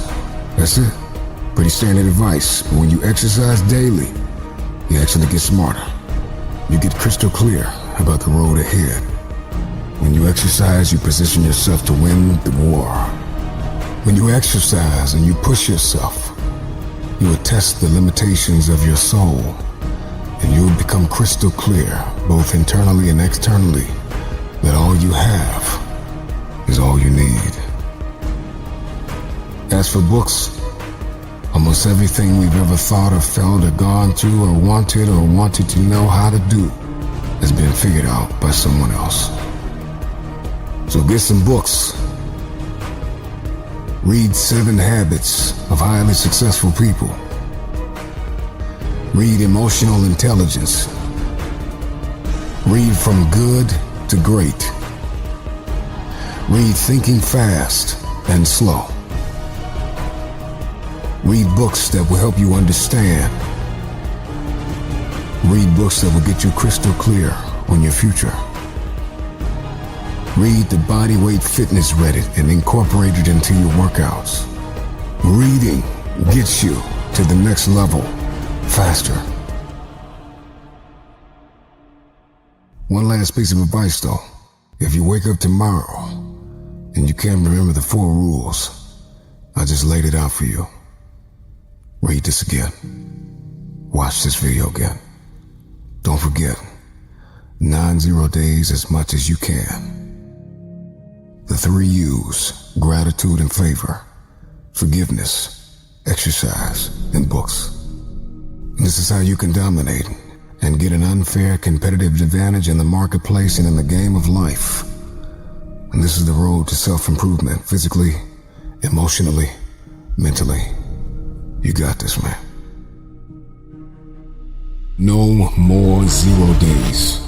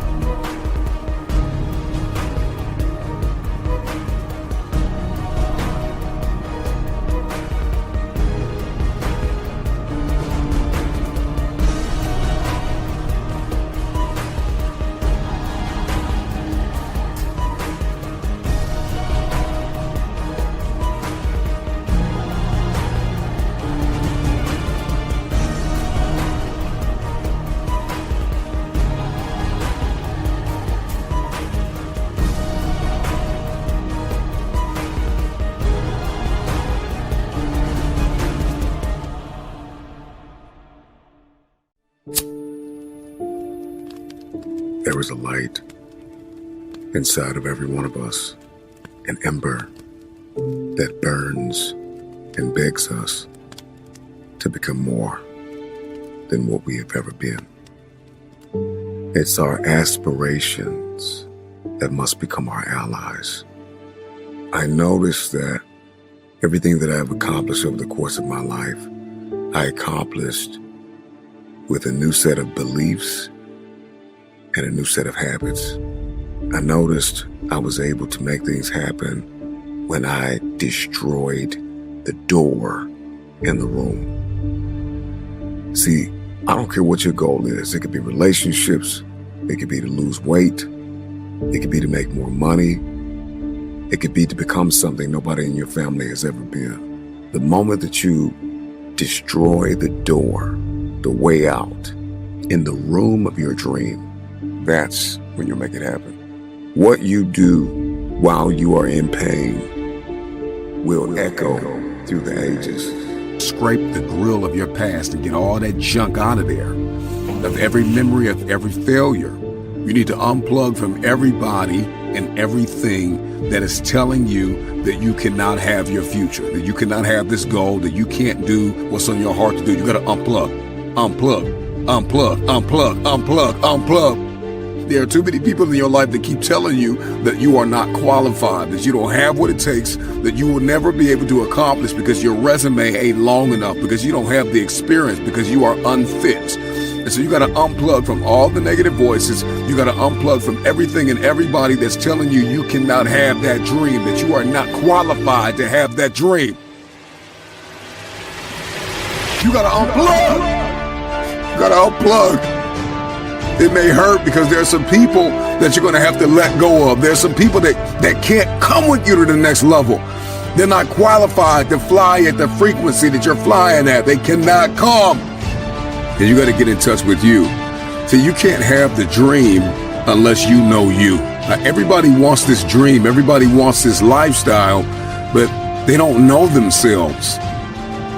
And so you need to take some physical evaluation, some emotional and psychological evaluation, spiritual evaluation. And you got to figure out, okay, what works and what doesn't? And what are my boundaries and what are my limitations and what am I capable of and what do I need to work on? And then you need to connect with the people that believe in your dream. Life moves at the speed of your relationships, connections, and circles. You need to ask for forgiveness. You need to forgive yourself. You need to reprioritize your activities. Everybody wants the dream to come true, but nobody wants to reprioritize their activities. Nobody wants to hack into their habitual nature and build new habits that are going to give you the future that you seek after. If not now, then when? Dream big, start small. You got to dream big, start small, act now. Dream big, start small, act now. Stop waiting for the temperature to change. Stop waiting for your feelings to be in check. Stop waiting for everything to line up. It's never going to line up. It's never going to be perfect. You just got to jump. You just have to jump. There are no roses without rain. If you can remember that, then you will always see adversity as advantage and obstacle as opportunity. Know this, that your process may be messy, but your mess will become your message. So what is your why? Because if your why is powerful enough, then you can persevere through the process. What is it? Find it, define it, be reminded that you can, you will, you must never give up. The actions that you take, the moves that you make will echo throughout the ages, as there is a generation of people who are attached to your why. And if you don't succeed, they'll never believe. So make it happen. Persistence, consistency, resilience, courage, establishing your priorities, mastering self-awareness, maintaining focus, believing that your help is coming, because if your dream only requires you, it's not big enough. And I know it's hard right now, and I know you feel like quitting, but you gotta understand there is no tomorrow. There is no tomorrow. Stop lying to yourself and telling yourself that you have time. See, the greatest lie that you have believed far too long is that you have time. You have time. That there is a tomorrow, that you can drag your feet and you can crawl. Sometimes you gotta run. You can't crawl towards some dreams. You can't walk towards some dreams. Some dreams you gotta run toward. You gotta run, baby. Run, run, run. Run after it. Run like there's no tomorrow. Run like you know you deserve it. Run like you know that there is nobody else that can attain it. Run after it. For many of you, defeat has traumatized you, and it has left an image in your head, and this is why you won't go after it. I want you to erase the face of defeat and embrace the process. Now, I know for many of you, that's like a bad word. You hate process, but see, the process is a series of actions or steps taken in order to achieve a particular end.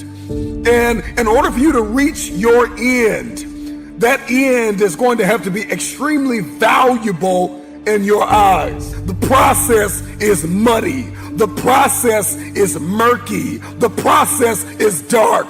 The process is cold. The process is going to leave you in places where you're going to feel like you have been abandoned, like nobody believes in you, nobody supports you. When you don't see a light at the end of your tunnel, you got to remember the light that is burning inside of you that nobody is able to put out. There is not a person on this planet that can stop you. There is not a person on this planet that can puncture your potential if you can just get through the process. Just get through the process. It's muddy, it's bloody, but it's worth it. At the end of the day, it's worth it. No sunrise without a sunset. There is no one like you in all of the earth. There is no one that can do what you can do. You are the only option. You are the only play. Nobody else is going to be able to do this. Know this, that your process may be messy, but your mess will become your message. So what is your why? Because if your why is powerful enough, then you can persevere through the process. What is it? Find it, define it, be reminded that you can, you will, you must never give up. The truth of the matter is, how are you so emotionally injured, so mentally drained, so physically fatigued that you have allowed your dream, your destiny to take a back seat to this excuse that you don't have what it takes, that you're not smart enough, that you're not tall enough, that you're not wide enough, that you're not deep enough, that you're not connected enough, that you don't know enough people. You keep comparing yourself to that person and this person. When will the excuses stop? When will you see your purpose bigger than your excuse? I don't know your name, but I know you have a dream. I don't know where you're from or where you're listening to me. You may be listening to me in your closet, your bedroom, the gym, the car, the bus, the train, the plane. I don't know where you're going, but I know you are going somewhere. You've got a destination. People that make excuses are not connected to their destination. They don't have an end game. They don't have a goal. You have allowed yourself to become a weak link covered under the blanket of excuses. But I'm just wondering if there's anybody here that has a dream. And if you've made your excuses bigger than your dream, the time is now to apply pressure. It may not be easy, but it's not impossible. This is not a I feel like it today. This is not a I'm motivated for a week. This is an every single day mentality. You may have to work 3 jobs. You may have to lose sleep. You may have to go to college and raise 5 children and still maintain your marriage and work your side hustle. I don't know what your story is, but if you will keep a no excuse mentality, then the sky is not your limit. The sky is your starting point. This is an every single day mentality. I never get turned off. Every single day, I want my destiny. I want my dream. When somebody is in love with who they've been called to become, what they've been called to fulfill, what they've been destined to do, there is no day off. There are no lights. Listen, I'm not a light switch. You can't turn me off. I can never get turned off. Every single day, I'm giving everything I have. That's how big my dream is. And so there's no excuse. There's no pain. There's no dilemma. There are no speed bumps. There's no distraction that can turn me off. I'm not a light switch. You can't turn me off. I want this thing every single day. If it's important to you, you're going to find a way. You won't have to look for a resource. You will become resourceful. It's not always about the accomplishment. It's about the effort. If we can just keep that effort going, the excuse is irrelevant. You gotta be stronger than your excuses. Excuses don't get results. Now we've got to go through the process of being stronger than our excuses. We get one opportunity to come this way. We get one shot. We got one life to live. Life is too short to make excuses. Truth is, everybody's got purpose, right? Everybody's got a dream. Everybody's got something they have to pass or achieve or become. But we are generationally programmed to love convenience. And the truth of the matter is, it is so convenient to make an excuse.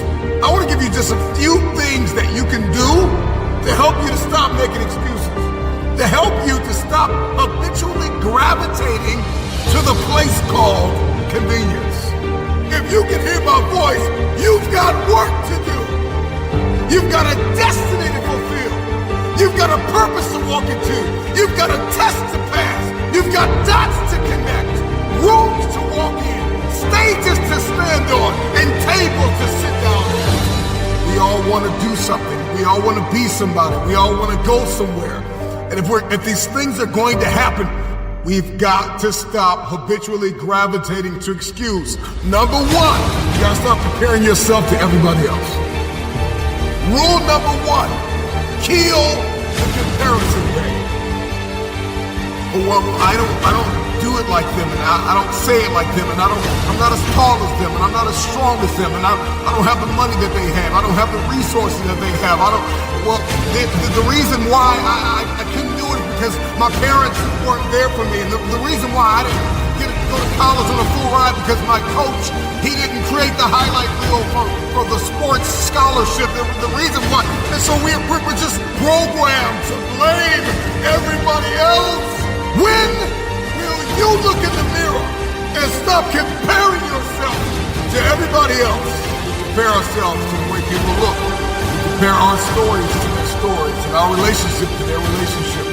Every single day, the excuses that we make are like a warm blanket pulled over us, covering up the underlying issue of fear, the spirit, the personality of fear. Truth is that the reason why you haven't done it is because you're afraid.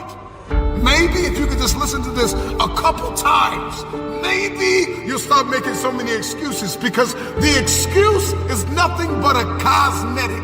It's makeup, it's a blanket, it's a convenience that we habitually gravitate to because it just makes us feel better. But the underlying issue, the underlying cancer, the inflammation is fear.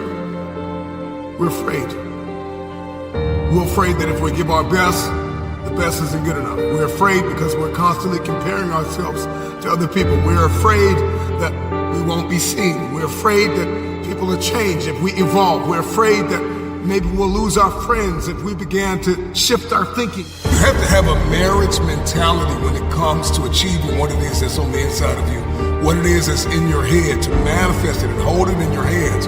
You have to have a marriage mentality. The problem with many of you is you keep dating the idea, the potential of focus and success and determination and discipline.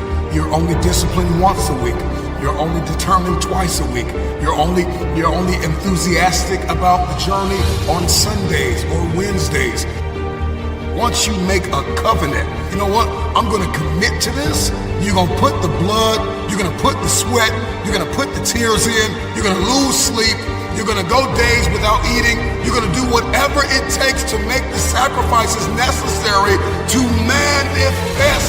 There are too many people in your life who have left you. There are too many people in your life who have counted you out. There are too many people in your life who have whispered in your ear and said you'll be worse off without them. Prove them wrong. Keep loving those who have lied on you. Keep blessing those who have cursed you. Don't be bitter. Don't be frustrated. Listen, just remain faithful behind the scenes. Promotion is coming. Stages and opportunities are being prepared right now as you sacrifice in secret, as you put the work in the dark room, as you do what is required to hold in your hand what you see in your head.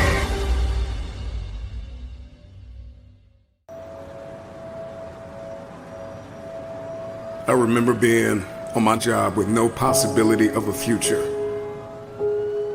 And I will never forget the moment that a man walked up to me and looked me in my eyes and told me that this was the best I would be able to do.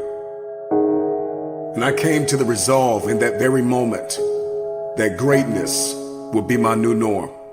What he said to me hit me hard. It was a metaphoric, massive blow to my face. But like a wise man once said, you gotta pick your head up like your nose is bleeding. And right where they left you for dead, elevate. Where he told me I would retire from, that this was the end of the line. I came to the resolve that I would not believe the lie. I could hear it in the air that the voice of destiny would reside in the place where he wanted me to die. I made the decision to fight for my future.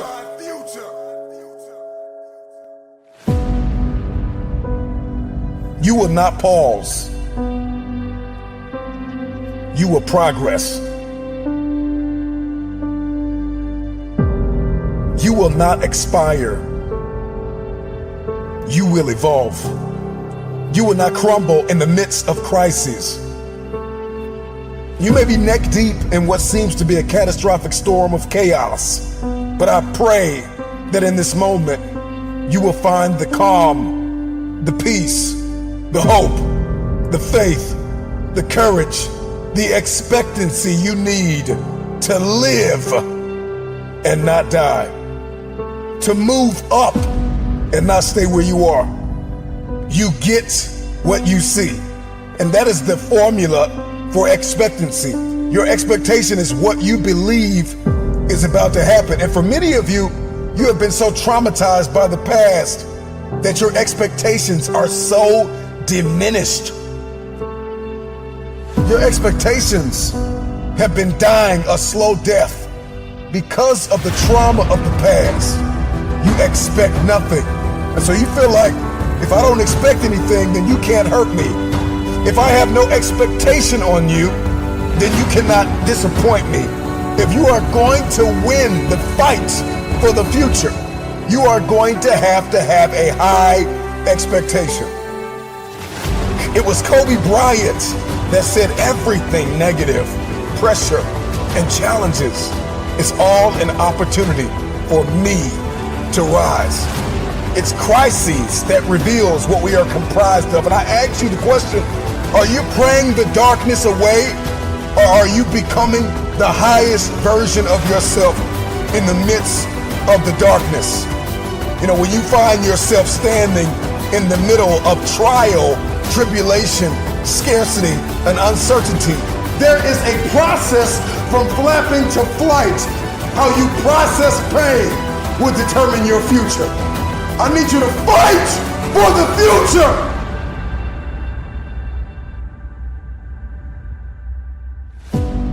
Let that sink in for a minute.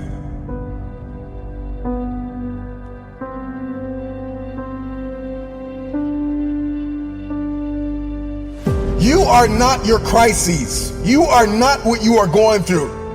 What are you expecting the outcome to be? Because you can't change what has happened. However, you can change what will happen.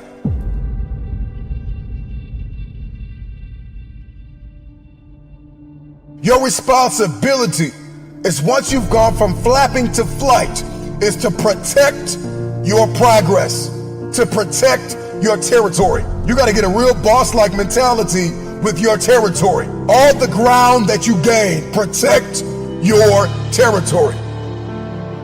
I ask you the question, when are you going to stop thinking that you are what you are going through? When we step into elevation and we get that, what I like to call that bird's eye view, we gain a greater perspective when we zoom out. And too many of you are guilty of becoming what you are going through. You are not what you are going through. See, in the game of life, those who have an elevated perspective will inherit the future. And it is time for you to fight for your future. How bad do you want the future? I want you to let that question sink in. Because the day you stop quacking with ducks and start flying with the eagles, all of a sudden everything changes. But you know, for many of you, you are addicted to the company of the duck. I need you to scrupulously examine the landscape of your relationships. Because if nobody told you, let me be the first one to tell you, separation precedes elevation. It's a lot of people in your life that are holding you down, that are holding you back. There are some people you're going to have to let go of in order to elevate above the noise, above the dysfunction, to be a light shining brilliantly through the darkness, above the uncertainty, high above all murky waters, beyond the pain of the test and trial. Elevated people will always ask themselves, what did I learn in the midst of it all? King David said in Psalms 119:71, it was good for me that I had been afflicted, that I might learn thy statutes. And when you're stepping in this space, in this realm, in this world of elevation, you are not asking God, why am I in pain? You are asking God, what am I getting ready to become? With high expectation, elevated people will ask themselves, what am I getting ready to become? And what will I learn in the midst of this? While the world is in panic, while the world is perturbed, while the world is puzzled, you pray and plan your next move. Don't fear the dark. Ask yourself, what did you learn in it? Adversity is our advantage. Decide to come out of this better. Find yourself in this elevated place. Everybody wants it. We want promotion. We want the upgrade. We want advancement. We want to move up. We want to have a competitive advantage in the marketplace. My attention has been arrested by the conversation of the bird. You know, oftentimes learning to fly means falling from the nest and making that long trip back to it. And some birds never make it back to the top. But for the ones that do, once they learn to spread their wings, the game changes. Once they learn to start to spread their wings and then they begin to flap those wings, then all of a sudden their life goes to that next level. And I think a lot of you are stuck. You've spread your wings, but you're afraid to flap them because you're worried about what people are going to say about you. The baby bird don't care what anybody says about what it looks like in its process, because process precedes the breakthrough. There is something that is burning inside of us to go to the next level, to see this one thing that I'm about to bring to your attention. And if you're going to see it, if you're going to see breakthrough, then you are going to have to be okay with the process that is required, the preceding action and thoughts that are required to see this breakthrough. The baby bird spreads its wings, then it flaps its wings, and it flaps and flaps and flaps until the flapping becomes flight. And a lot of you are in this season called flapping. And you're like, man, this isn't flying. And you're looking at everybody and you're comparing yourself to everybody that's flying, and you're diminishing your process. You're diminishing your flapping season. Get through your flapping season with grace and faith. See, faith is an invitation to the future. Faith is the door. It is the pathway. It is the corridor to the future. And if you are going to fight for the future, you've got to fight with faith. Get through your flapping season. Get through your flapping season. I know you got tears in your eyes, but get through your flapping season and fight for flight, because eventually the flapping turns into flight.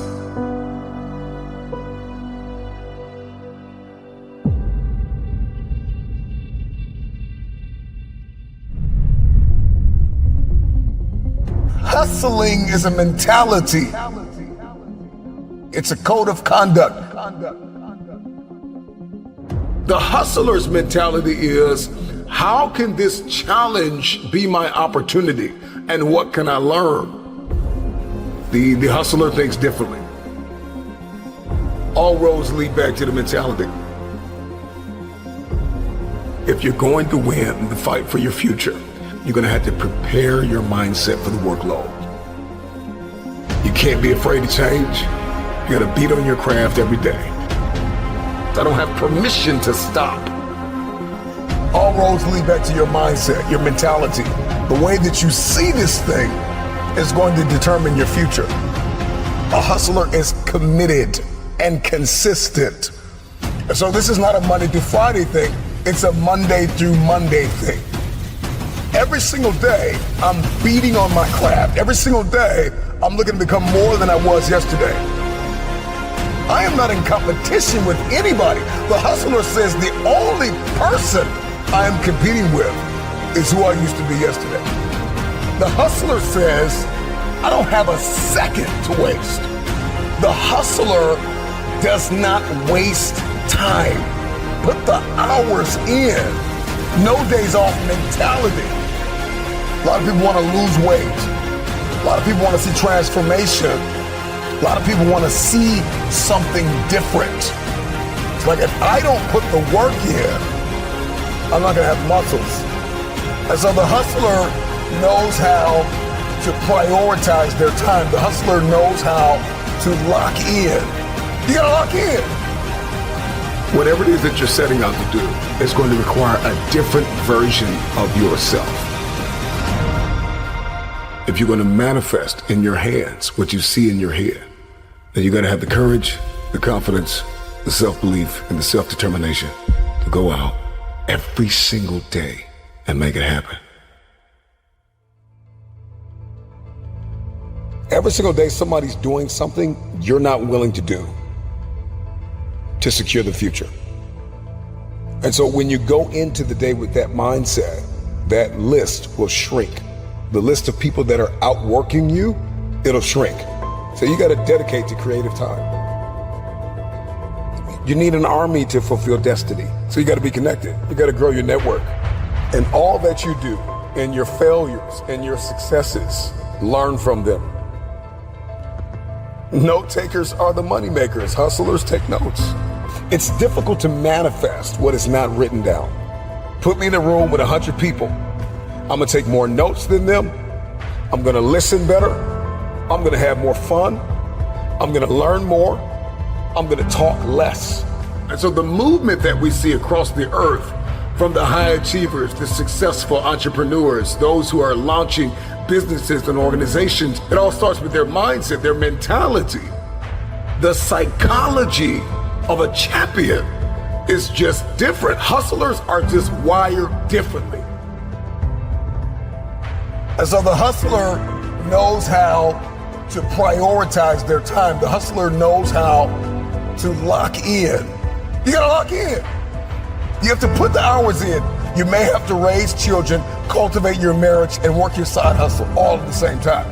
Everybody knows if you don't go to the gym, if you don't get on the treadmill, put the cardio in, if you don't hit the weights and lift, you're not going to walk around with the physique that you see in your head. It's going to remain a conversation, a vision, a dream.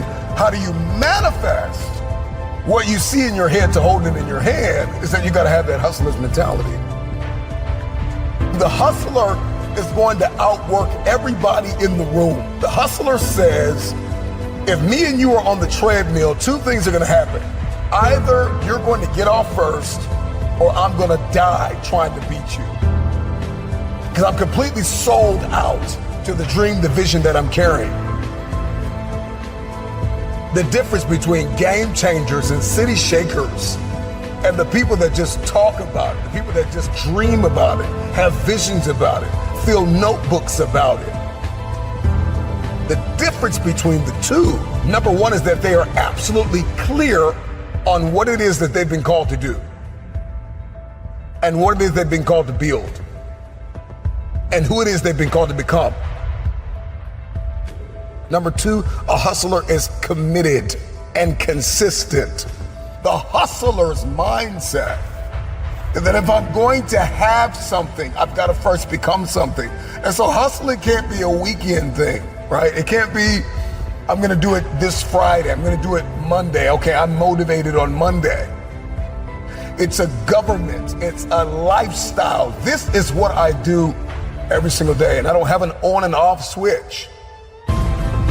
The first thing on a hustler's radar is not the opportunity, it's the mindset. Because if I get the opportunity with the wrong mindset, I won't maintain the opportunity. I'll lose it. And the hustler understands the power of retention. Okay? So the hustler eliminates distractions.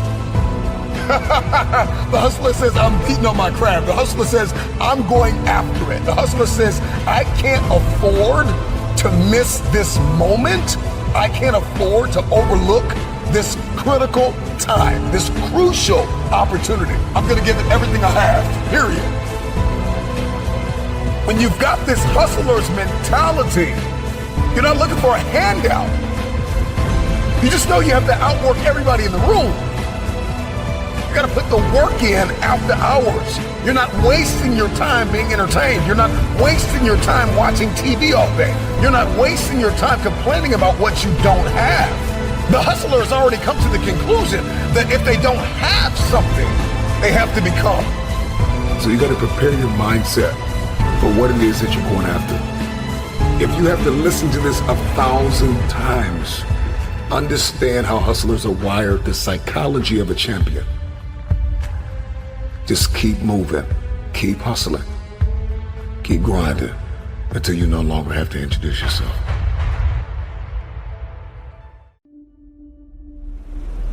Destiny is calling, even now. Many of you listening to me have been beautifully equipped to live in a world that no longer exists. But I want to give you a new word for change, and that word is evolution. And you are either going to evolve or expire. See, everything changes. The economy changes, relationship changes. We change mentally and emotionally and physically, and you are either dying or you are either living. Every time you made a change, you got hurt. And so this is why when you hear the word change, there is a mental block. You cannot change because you have equated change with pain. Every time you have changed, you feel pain. You stepped out of one relationship to another and you feel pain. You leave one neighborhood to another and you feel pain. You go from one job to another and you feel the fire of transition. So every time you hear the word change, you see pain.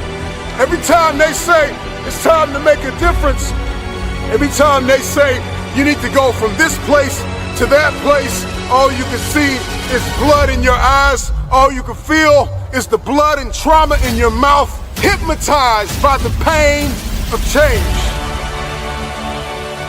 Evolve your belief system. Change is not pain. See change as growth. See change as transformation. See change as evolution. See change as necessary. See change as critical. See change as inevitable. And the more and more you start to see that change is not pain, you're going to see transformation. Your life's going to experience a quantum leap because now, even though in your childhood you were traumatized because of change, your history is not your destiny. See, those of you who will evolve, who are willing to evolve, you will inherit the future. Those of you who are willing to take everything you do to the next level, you will inherit the future. It is the individual who is willing to become more. Change is inevitable, and you are either changing for the worse or changing for the better. You decide. Change is an invitation to the future. If I can change, I can have my future.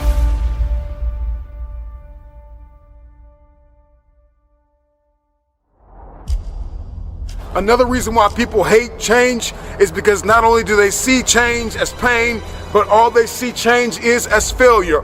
And it's because every time you've made a change, you have failed. And you have to start identifying change with a new layer of belief. People tell me all the time, it's hard to get wealthy. It's hard to grind. It's hard to be focused. How do you even do these speeches? It's hard to stay motivated. It's hard to stay broke. It's hard to stay depressed. It's hard to stay governed by anxiety. It's hard to be inconsistent. It's hard not to have daily disciplines. It's hard not to believe in yourself. It's hard to be broke. It's hard to be poor. It's hard. It's all hard. So choose your heart. You either gonna work for it, you're gonna sit there and let life knock you down and dare you to get back up. So I see the privilege. I see the moment.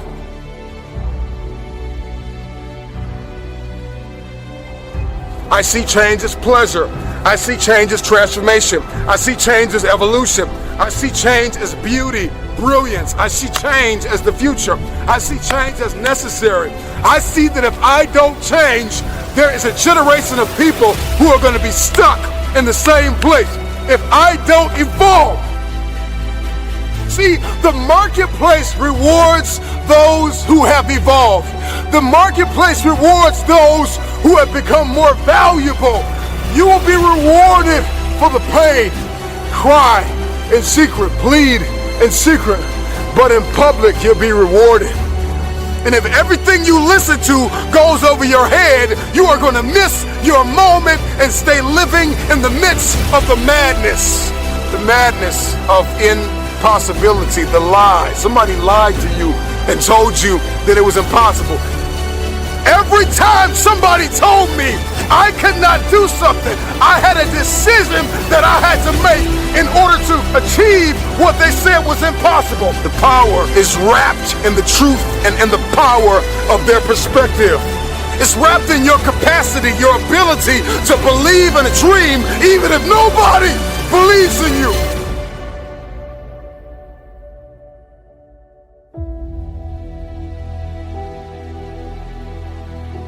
Destiny is calling.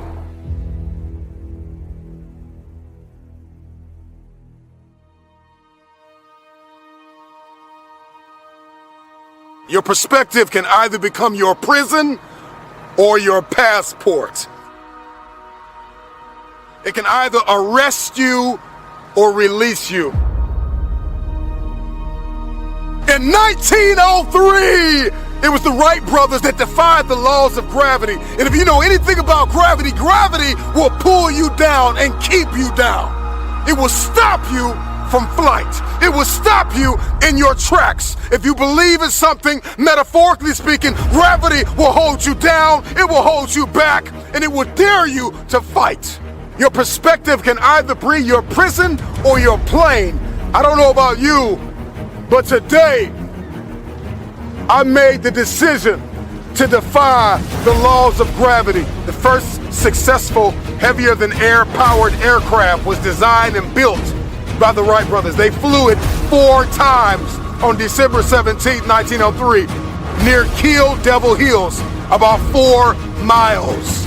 I believe possibility is destiny, and it is fear that keeps us arrested and apprehended by the spirit of impossibility. I'm gonna tell you this right now, and nobody else is gonna tell you this. Impossible is a spirit, and you've got to arrest that spirit or it will arrest you. Impossibility is like a soda fountain, the easy way out, the path of least resistance, because to say something is impossible, to give up, to cop out, to fill your cup of carbonated excuses.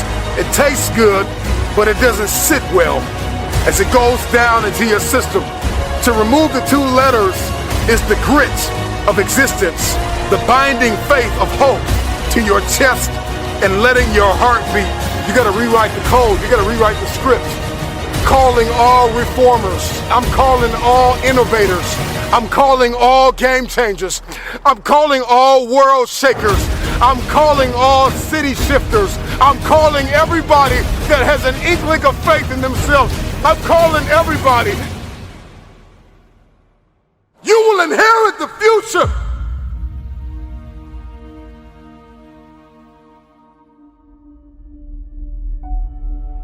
We got to rewrite the code in our soul, because it's a matter of the soul. It's a matter of the will. People that have a will to win are the ones who win. These are the people that see the future. These are the people that see not where the hockey puck is, but they see where the hockey puck is going. And that's the type of person that we all need to evolve to become. I learned years ago that the difference between people that get things done and people that do not is sheer willpower. Out of all the motivational speeches you have heard, how much of it have you retained and applied to your life? Because understanding the power and the difference between what is impossible and what is possible, it all comes back to your perspective and your capacity. If your why is big enough, then your will be powerful enough to persevere through the how. You're not looking for resources when you have a will. You become resourceful. And that's the difference between people that see this thing as possible and people that do not. It comes down to one thing, and that is your will. So you don't want it bad enough. You don't want it bad enough. That's why you can't get it done. And so the how intimidates you. And the what boxes you in. We're more concerned about collaboration than character. I think we need to come back to a place where we're examining ourselves as an individual before a people. We make the people better when we deal with the person. You got to deal with the person. You got to deal with you. It's always going to be impossible to you if you don't see the power of your will and the power of your why.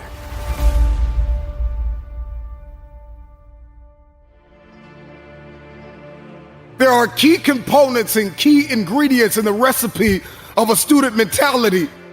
Number one, you need to be disciplined. The future is very expensive, and only those who are carriers of discipline can inherit the future.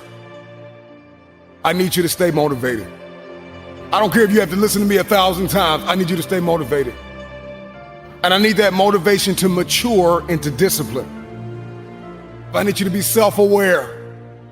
So I need you to remember that you are always learning. In life, you are always learning. And I need you to believe in yourself. I need you to see yourself capable, lovable, and unconditionally worthy of your future.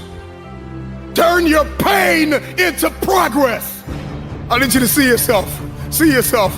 One of the things that many students lack is vision. You got to see yourself before you get there.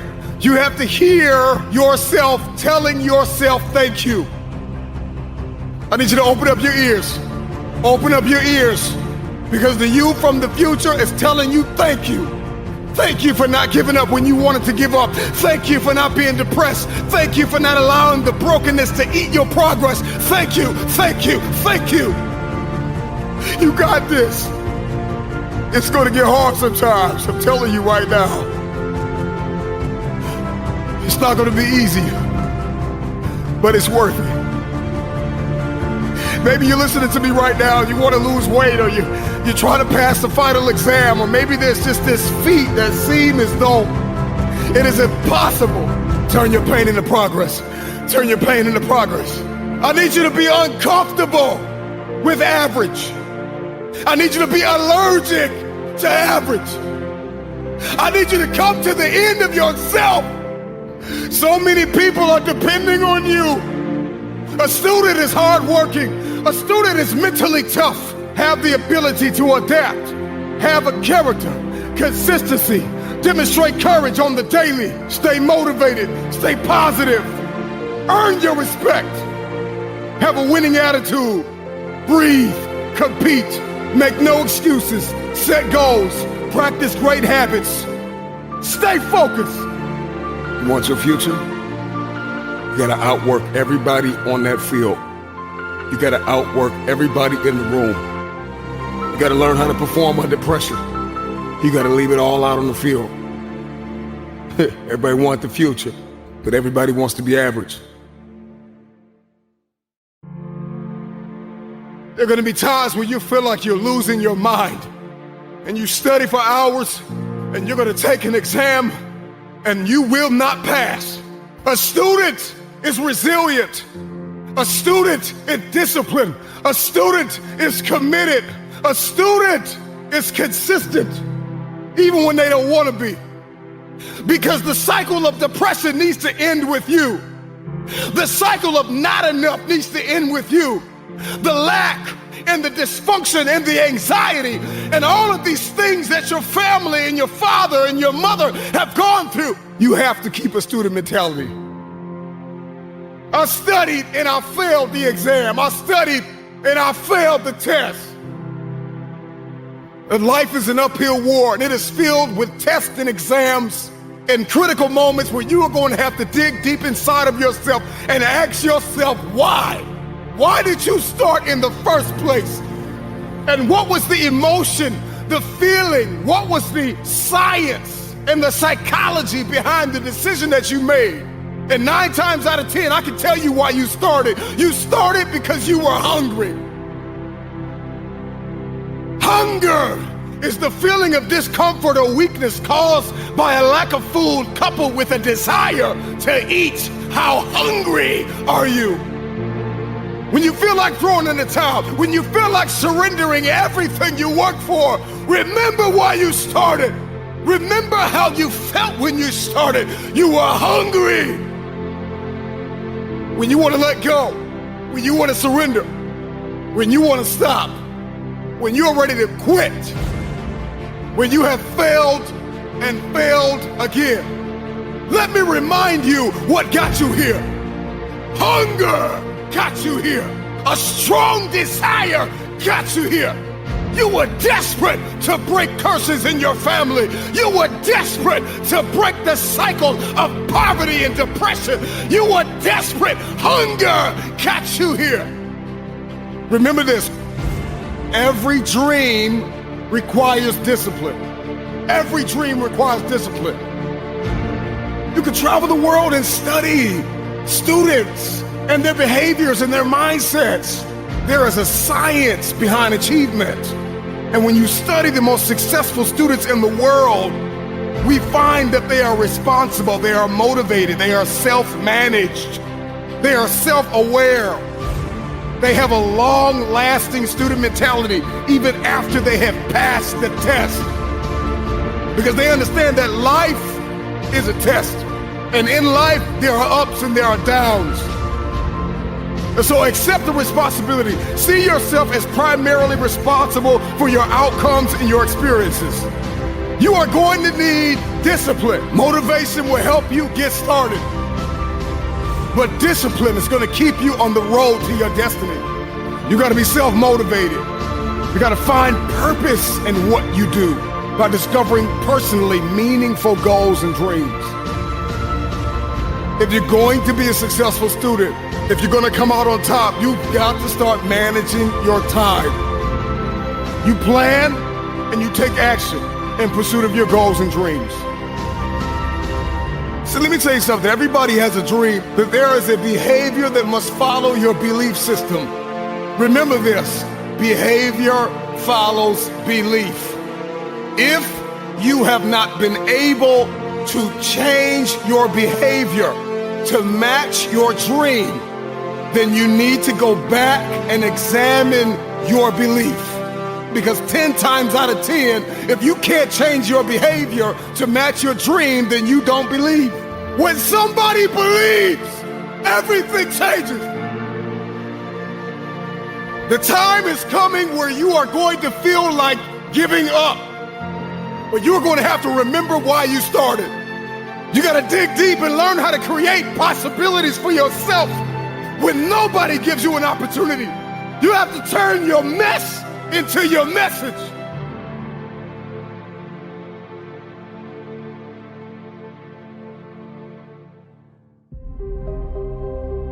Study strategy over the years and achieve the spirit of the warrior. Today is a victory over yourself of yesterday.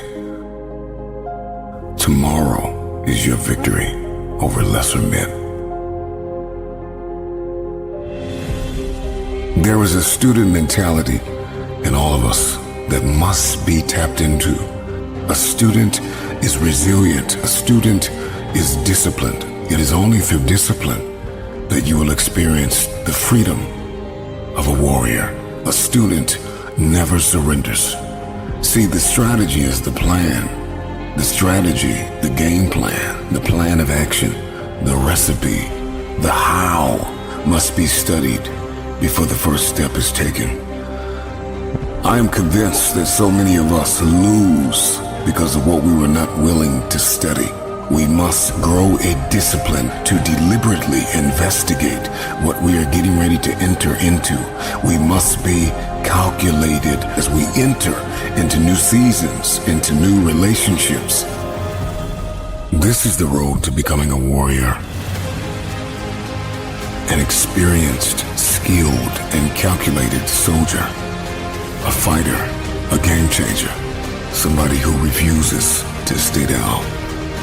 This is somebody who is set apart from those who operate in the realm of normalcy.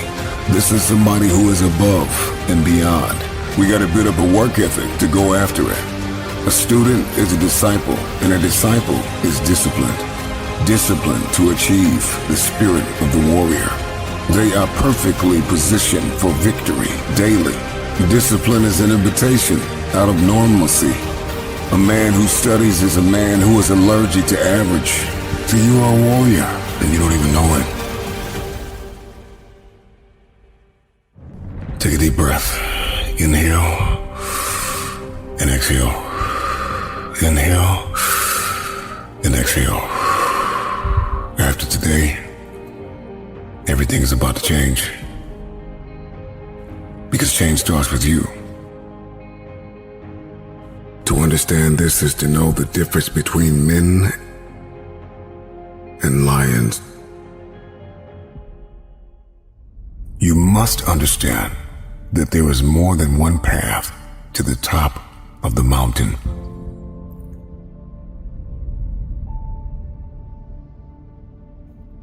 And in this very moment, all you have is all you need. See, somebody lied to you and told you that life is about acquiring more to move forward.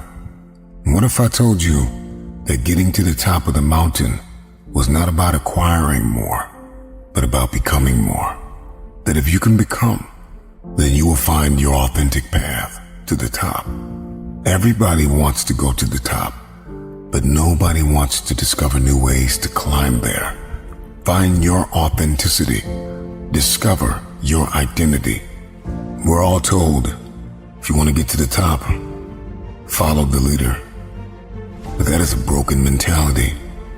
Yes, leaders are necessary, but we must be fully aware when we have been called to lead, to blaze our own trail, to discover a new way. It's daunting, it's exhausting to get to the top. But there is more than one way, and you will discover that way by not acquiring. So it is not the more that you get, the faster you will go. It is the more you become, the quicker you will elevate. And so getting to the top of the mountain has more to do with becoming than acquiring. What is your mountain? What is your trial? Who is the giant standing in front of you? Name it and defeat it. The climb is just as important as the arrival. The top is the end game, but the process is what will make you. Think lightly of yourself and deeply of this world. Life begins at the end of your comfort zone, at the end of your ego and your insecurities. But when you come to the end of yourself and the beginning of the understanding of our world, why we are here and what is our purpose, then all of a sudden everything changes. Think lightly of yourself and deeply of the world. The world is vast. Over 7.5 billion people walk the face of this planet. There is so much here. creation, the antelope, the trees, the mountains, the stars, people from every nation, in every tongue. We have economy, we have industry, we have technology. We are more advanced than ever before. So take a moment and agree never to self-sabotage yourself. No more self-condemnation. That you cease to see the opportunities in this world. How beautiful our planet is. To think lightly of yourself and deeply of this world is an invitation out of your ego, out of your insecurities, out of what you think you cannot do. It is to look beyond your program. It is to think of your legacy. It is to think of what you will leave behind. It is to think of your contribution and your impact. Even in this moment, in the midst of trial, in the midst of tribulation, ask yourself the question, what can I contribute? You see, conflict is necessary. Trial is needed. It causes us to create, to be proactive, to be inventive. It moves us to become pioneers. What type of mark will you leave in the earth? What will be your legacy? Man has always been haunted by the vastness of eternity. And so we ask ourselves, when we are long gone, will our names remain? You're broke? Welcome to the club. You're scared? Welcome to the club. You're not sure? Welcome to the club. There is nothing, I mean literally nothing you are facing right now that the great ones didn't face before. It ain't just you dealing with it. Everybody got to deal with insecurities. Everybody got to deal with fear. And you might have to say, I'm going to get through this over and over and over until you believe it. The great ones fight through. Everyone has challenges and setbacks. That's a part of the journey. Can you please do you a favor and get out of your head? You still wishing and you're still hoping for it. You're still planning. Like you've been planning this for 5 years. Get out of your own head. Because once you taste that success, I want you to keep eating. Once you get success on your lips, I want you to keep drinking. Once you understand the keys of success, it's not the end, it is only the beginning. Because you understand, once you get that breakthrough, you finally understand what you're capable of. Purpose is bigger than the pain, and the promise is bigger than the process. And I know it's hard right now, and I know you feel like quitting, but you gotta understand there is no tomorrow. There is no tomorrow. Stop lying to yourself and telling yourself that you have time. See, the greatest lie that you have believed far too long is that you have time. You have time, that there is a tomorrow, that you can drag your feet and you can crawl. Sometimes you gotta run. You can't crawl towards some dreams. You can't walk towards some dreams. Some dreams you gotta run toward. You gotta run, baby. Run, run, run. Run after it. Run like there's no tomorrow. Run like you know you deserve it. Run like you know that there is nobody else that can attain it. Run after it.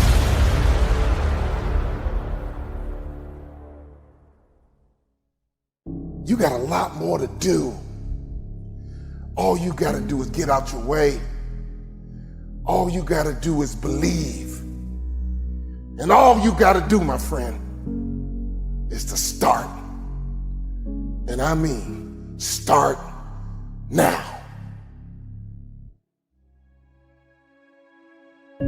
There is a boat that you're going to have to take to this island. And when you get to that island, there are many mountains you must climb. But in order to get to the top of that mountain, you got to burn the boat you came to that island on. And see, for many of you, you keep giving yourself options. You keep giving yourself ways out. There is a mentality that must be adapted in order for you to win. It's called there is no tomorrow. There is no tomorrow. You gotta start now. The gift of now is powerful. This is a day that you have never seen before, and this is also a day that you will never see again. You said the same stuff last year. Broke, that was your excuse last year. I'm too busy. That's a good one, but not good enough. Why are you busy and running from your purpose?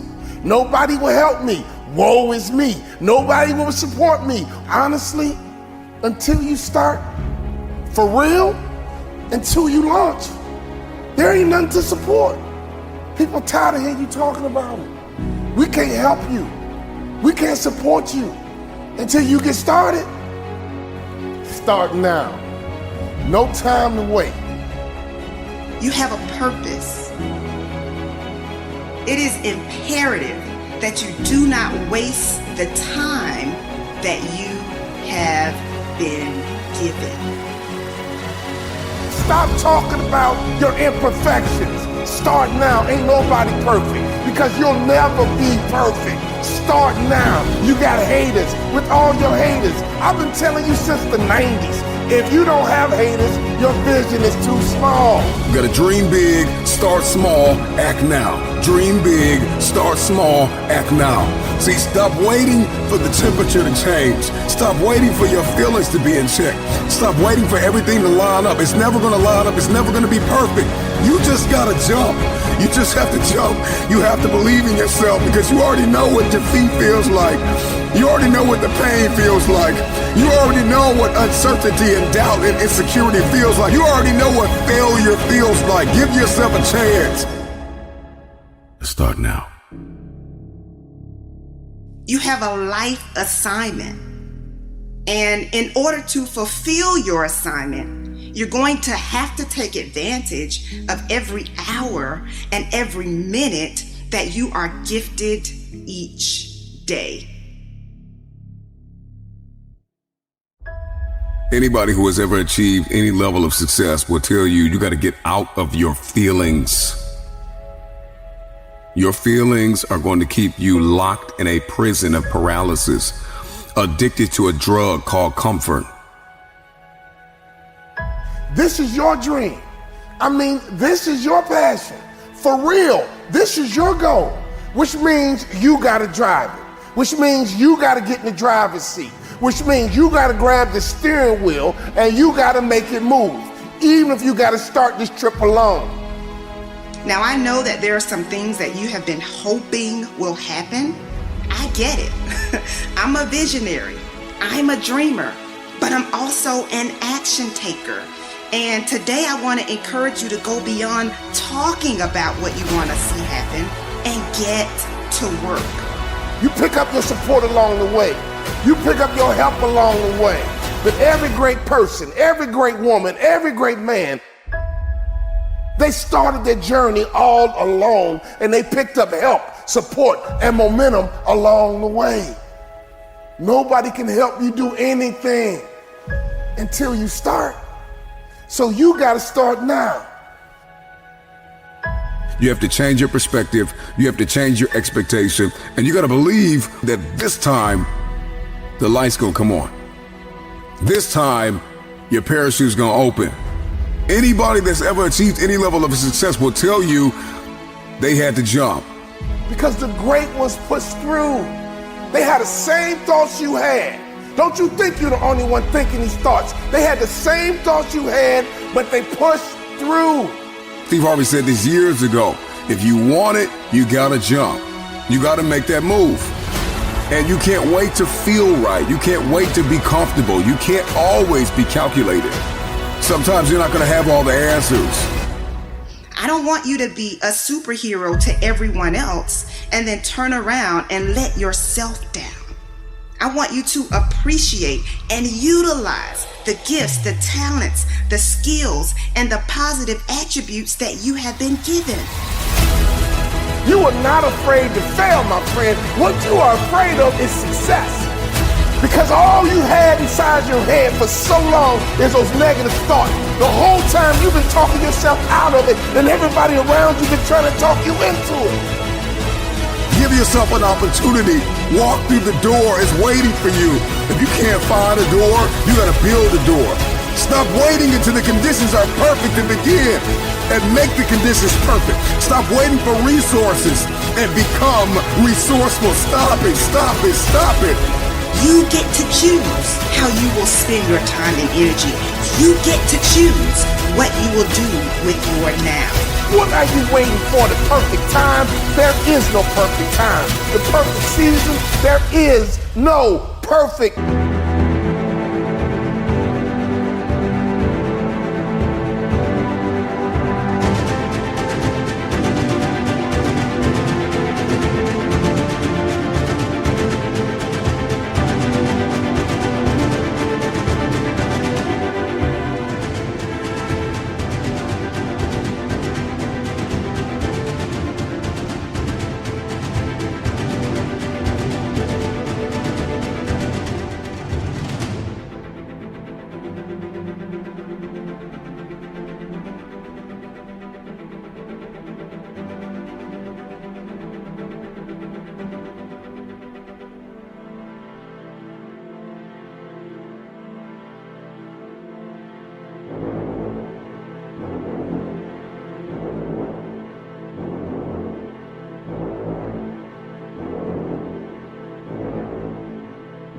Season. Because you don't even have to be here. You don't even have to be alive. If you are listening to me right now, every breath that you breathe is mercy. And you better take advantage of that. It is a gift that did not have to be given to you. And so act now. So let's stop talking about it and let's get it. Remove yourself from the list of people that have disappointed you, that have lied to you, that have let you down. You are number one on that list. Remove yourself. The real you is breathing down your neck, begging you to manifest. Stop lying to yourself. Stop letting you down. You gotta kill the blame game. Stop blaming it on the person that walked out on you. Stop blaming it on the person that overlooked you. Stop blaming it on the person that undervalued you. Stop blaming it on the person that did not promote you, that did not see it, that did not believe it. Stop blaming everybody and look yourself in the mirror. It's your fault you failed. You started the year with a little motivation and a few ideas, and it all tanked before February. And the thing you gotta ask yourself is, am I gonna repeat my history or will I blaze a new trail? Because history for many of you is insecurity. History for many of you is depression and anxiety. And that substance you can't shake, and that person you can't leave. History for many of you is, they're better than me. History for many of you is, nobody will show up if I build it. I don't have the time. I'm not good enough. It's time to get out of the way. It is because of you that you are not where you want to be. You are the issue. It's you. Your issue is you.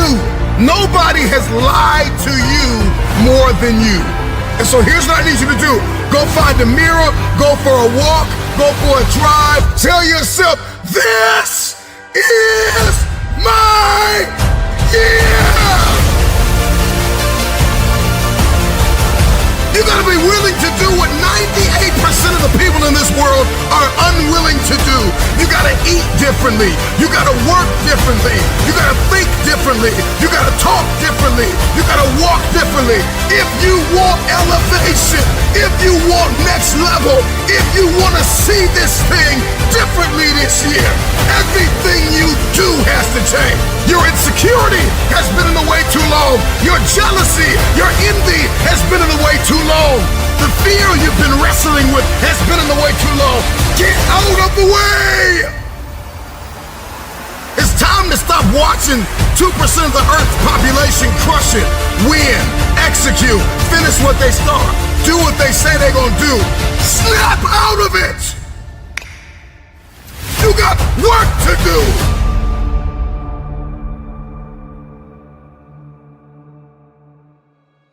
I get it. If we pull up your history, we'll find a lot of brokenness.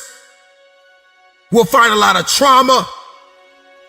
We'll find a lot of empty places. If we pull up your history, we'll find a lot of failures. This must be the year that you are not defined by your history, but you fulfill your destiny. Why are you here? What were you placed here to do? Get to work. Get to work. Get to work.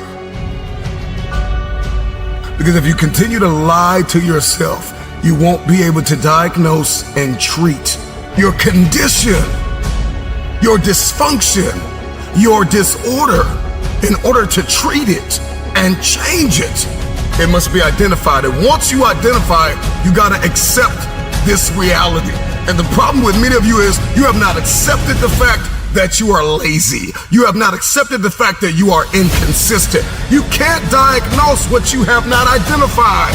Sometimes you need to go find a mirror and tell yourself with tears in your eyes, I am the problem.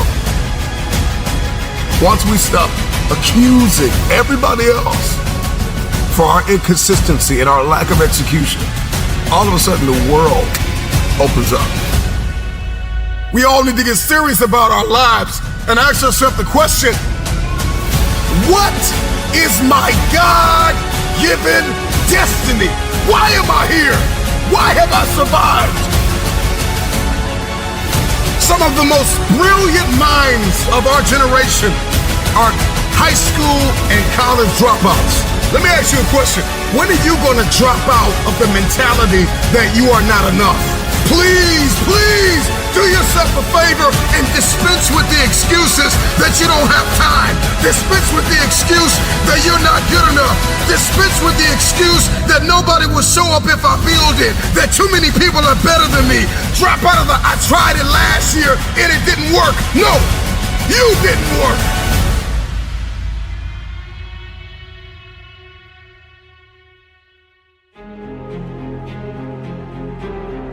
Doubt's gonna knock at your door, and insecurity's gonna knock at your door, and adversity and trial and tribulation's gonna knock at your door, and difficult tasks gonna knock at your door.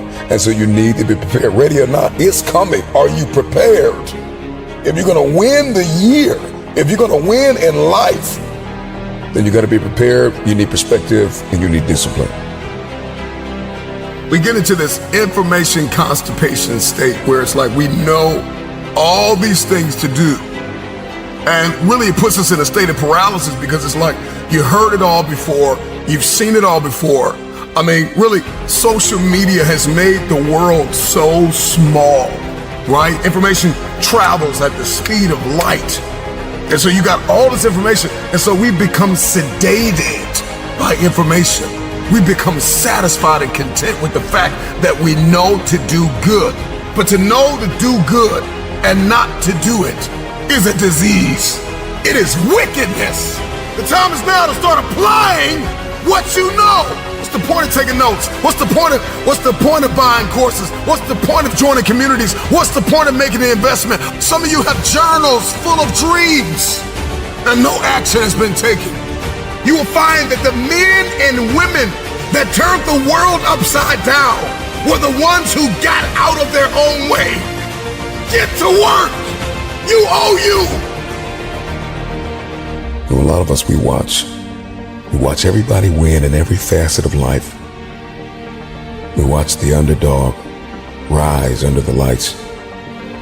And we think to ourselves, when is it going to be my time? When is it going to be my time? And in order to be next, you got to see this thing differently. You got to change the way you live, you eat, you walk, you talk, you think. And once you walk in that newness, then you'll be next.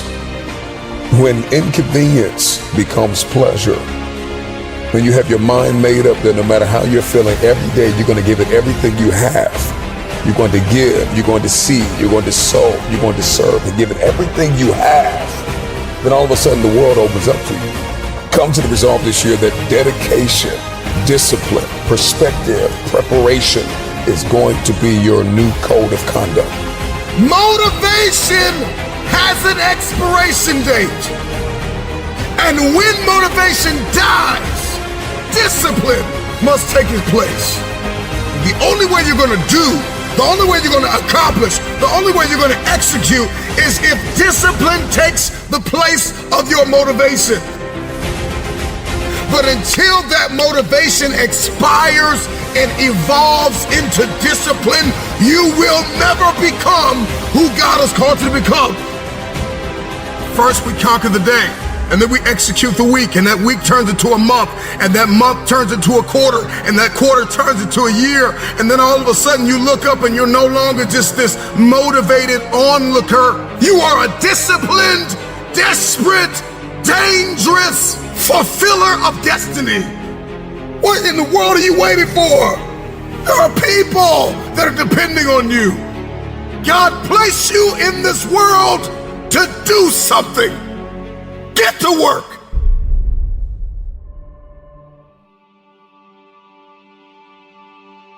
You may be average, you may be ordinary, but you have the opportunity every single day to make extraordinary decisions. And what you do today will determine your future. The future is very expensive. The currency to get to the future, the bridge that we build, it is built on your daily decisions, your habits, your programming, the way that you think, the way that you talk, the way that you walk. Blood, sweat, tears, sacrifice, people that you have to let go, sleep that you have to lose, multiple jobs that you have to work, hours on end of study, beating on your craft every single day. It's not easy, but it's worth it. There are going to be nights you're going to cry yourself to sleep. There are going to be times you're going to want to throw in the towel. But if you keep going, your future self will thank you. If you could hear your future self talking to you now, the future you would say, thank you for not giving up. Thank you for not throwing in the towel. Thank you for not allowing the despair and the anguish and the anger and the bitterness and the jealousy and the ego to eat away at your progress and your perseverance and your ability to travail and endure. I believe in the future. Number one, you got to get crystal clear about who you believe you've been destined to be.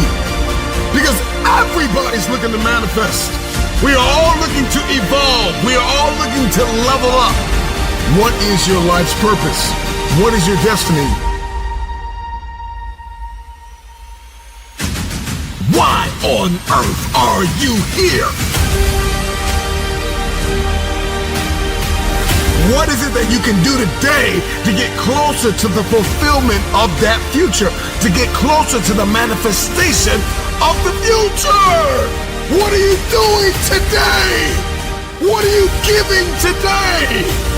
Remember why you had to let some people go. Remember why you're working so hard towards this thing. You're pressing, you're pushing, you're clawing, you're dragging yourself through mud and through murky water. Come on, remember why you're doing what you're doing. It may be difficult. It may seem impossible. The moment that you discover why you're here, spend the rest of your life executing. There are going to be times where you give everything you have, and everything that you have is not enough. Push through the pain, push through the anguish, push through the brokenness. Do not stop. It's the no quit mentality. Wherever you are now is not where you're going to end up. You are special, and you've been designed to change the world.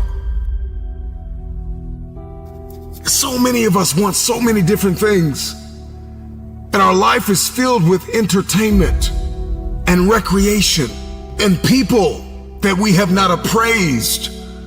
Have you appraised your connections? Have you done a scrupulous evaluation of everyone in your life. Are they assets or are they liabilities? Yes, you want the future, but what's your plan? And then the moment that you create the plan and you've ironed out all the kinks and you're crystal clear and you've got this plan, you've got this aim, this target, then you got to stay committed. With tears in your eyes, you got to be committed when your brain is hurting. You got to be committed when you haven't gotten sleep in a few days. You got to be committed.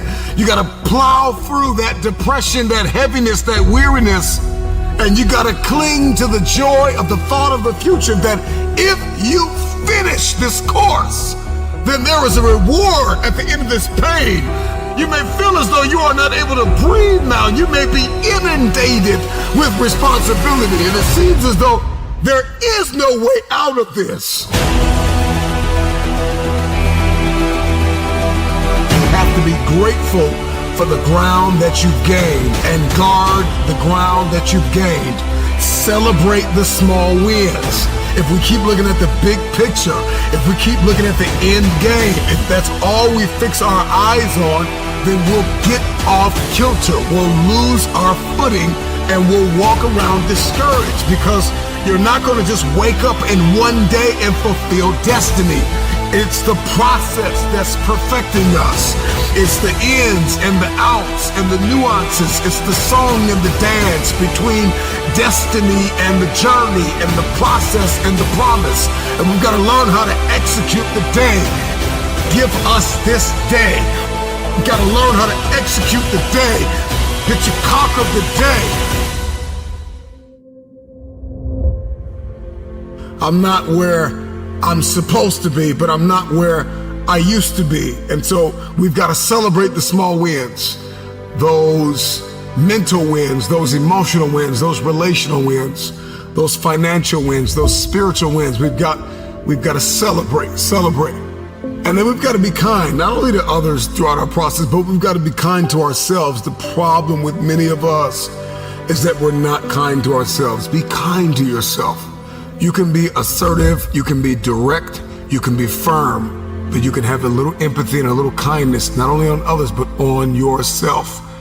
Because the truth of the matter is you are not going to always feel like doing what you were designed to do, okay? And so we've got to condition ourselves for the stretch. With gratitude, we're going to need that coupled with patience. The future takes time to manifest. The future takes time because you are beautifully equipped to get the results you are currently getting, and there are some bigger results that you are after. And in order to get those results, in order to manifest that very specific future, you're going to have to acquire a different set of skills, a different work mentality. It's going to require you to become a different version of yourself. Elevation is all over you. Okay, next you gotta seize the opportunity. There are so many opportunities for you to grow, so many opportunities for you to learn, so many opportunities for you to share, for you to give, for you to understand, for you to think, for you to be quiet, for you to speak. And you've gotta know when to do, what to do, why to do. This is the paradigm of the future. The future has a specific paradigm that you have to execute. You have to walk in this. You're going to have to move from limited beliefs, and you're going to have to move into limitless believing. You have to know your boundaries, establish your guardrails. You got to know your weaknesses and your strengths. Do not stop. It's the no quit mentality.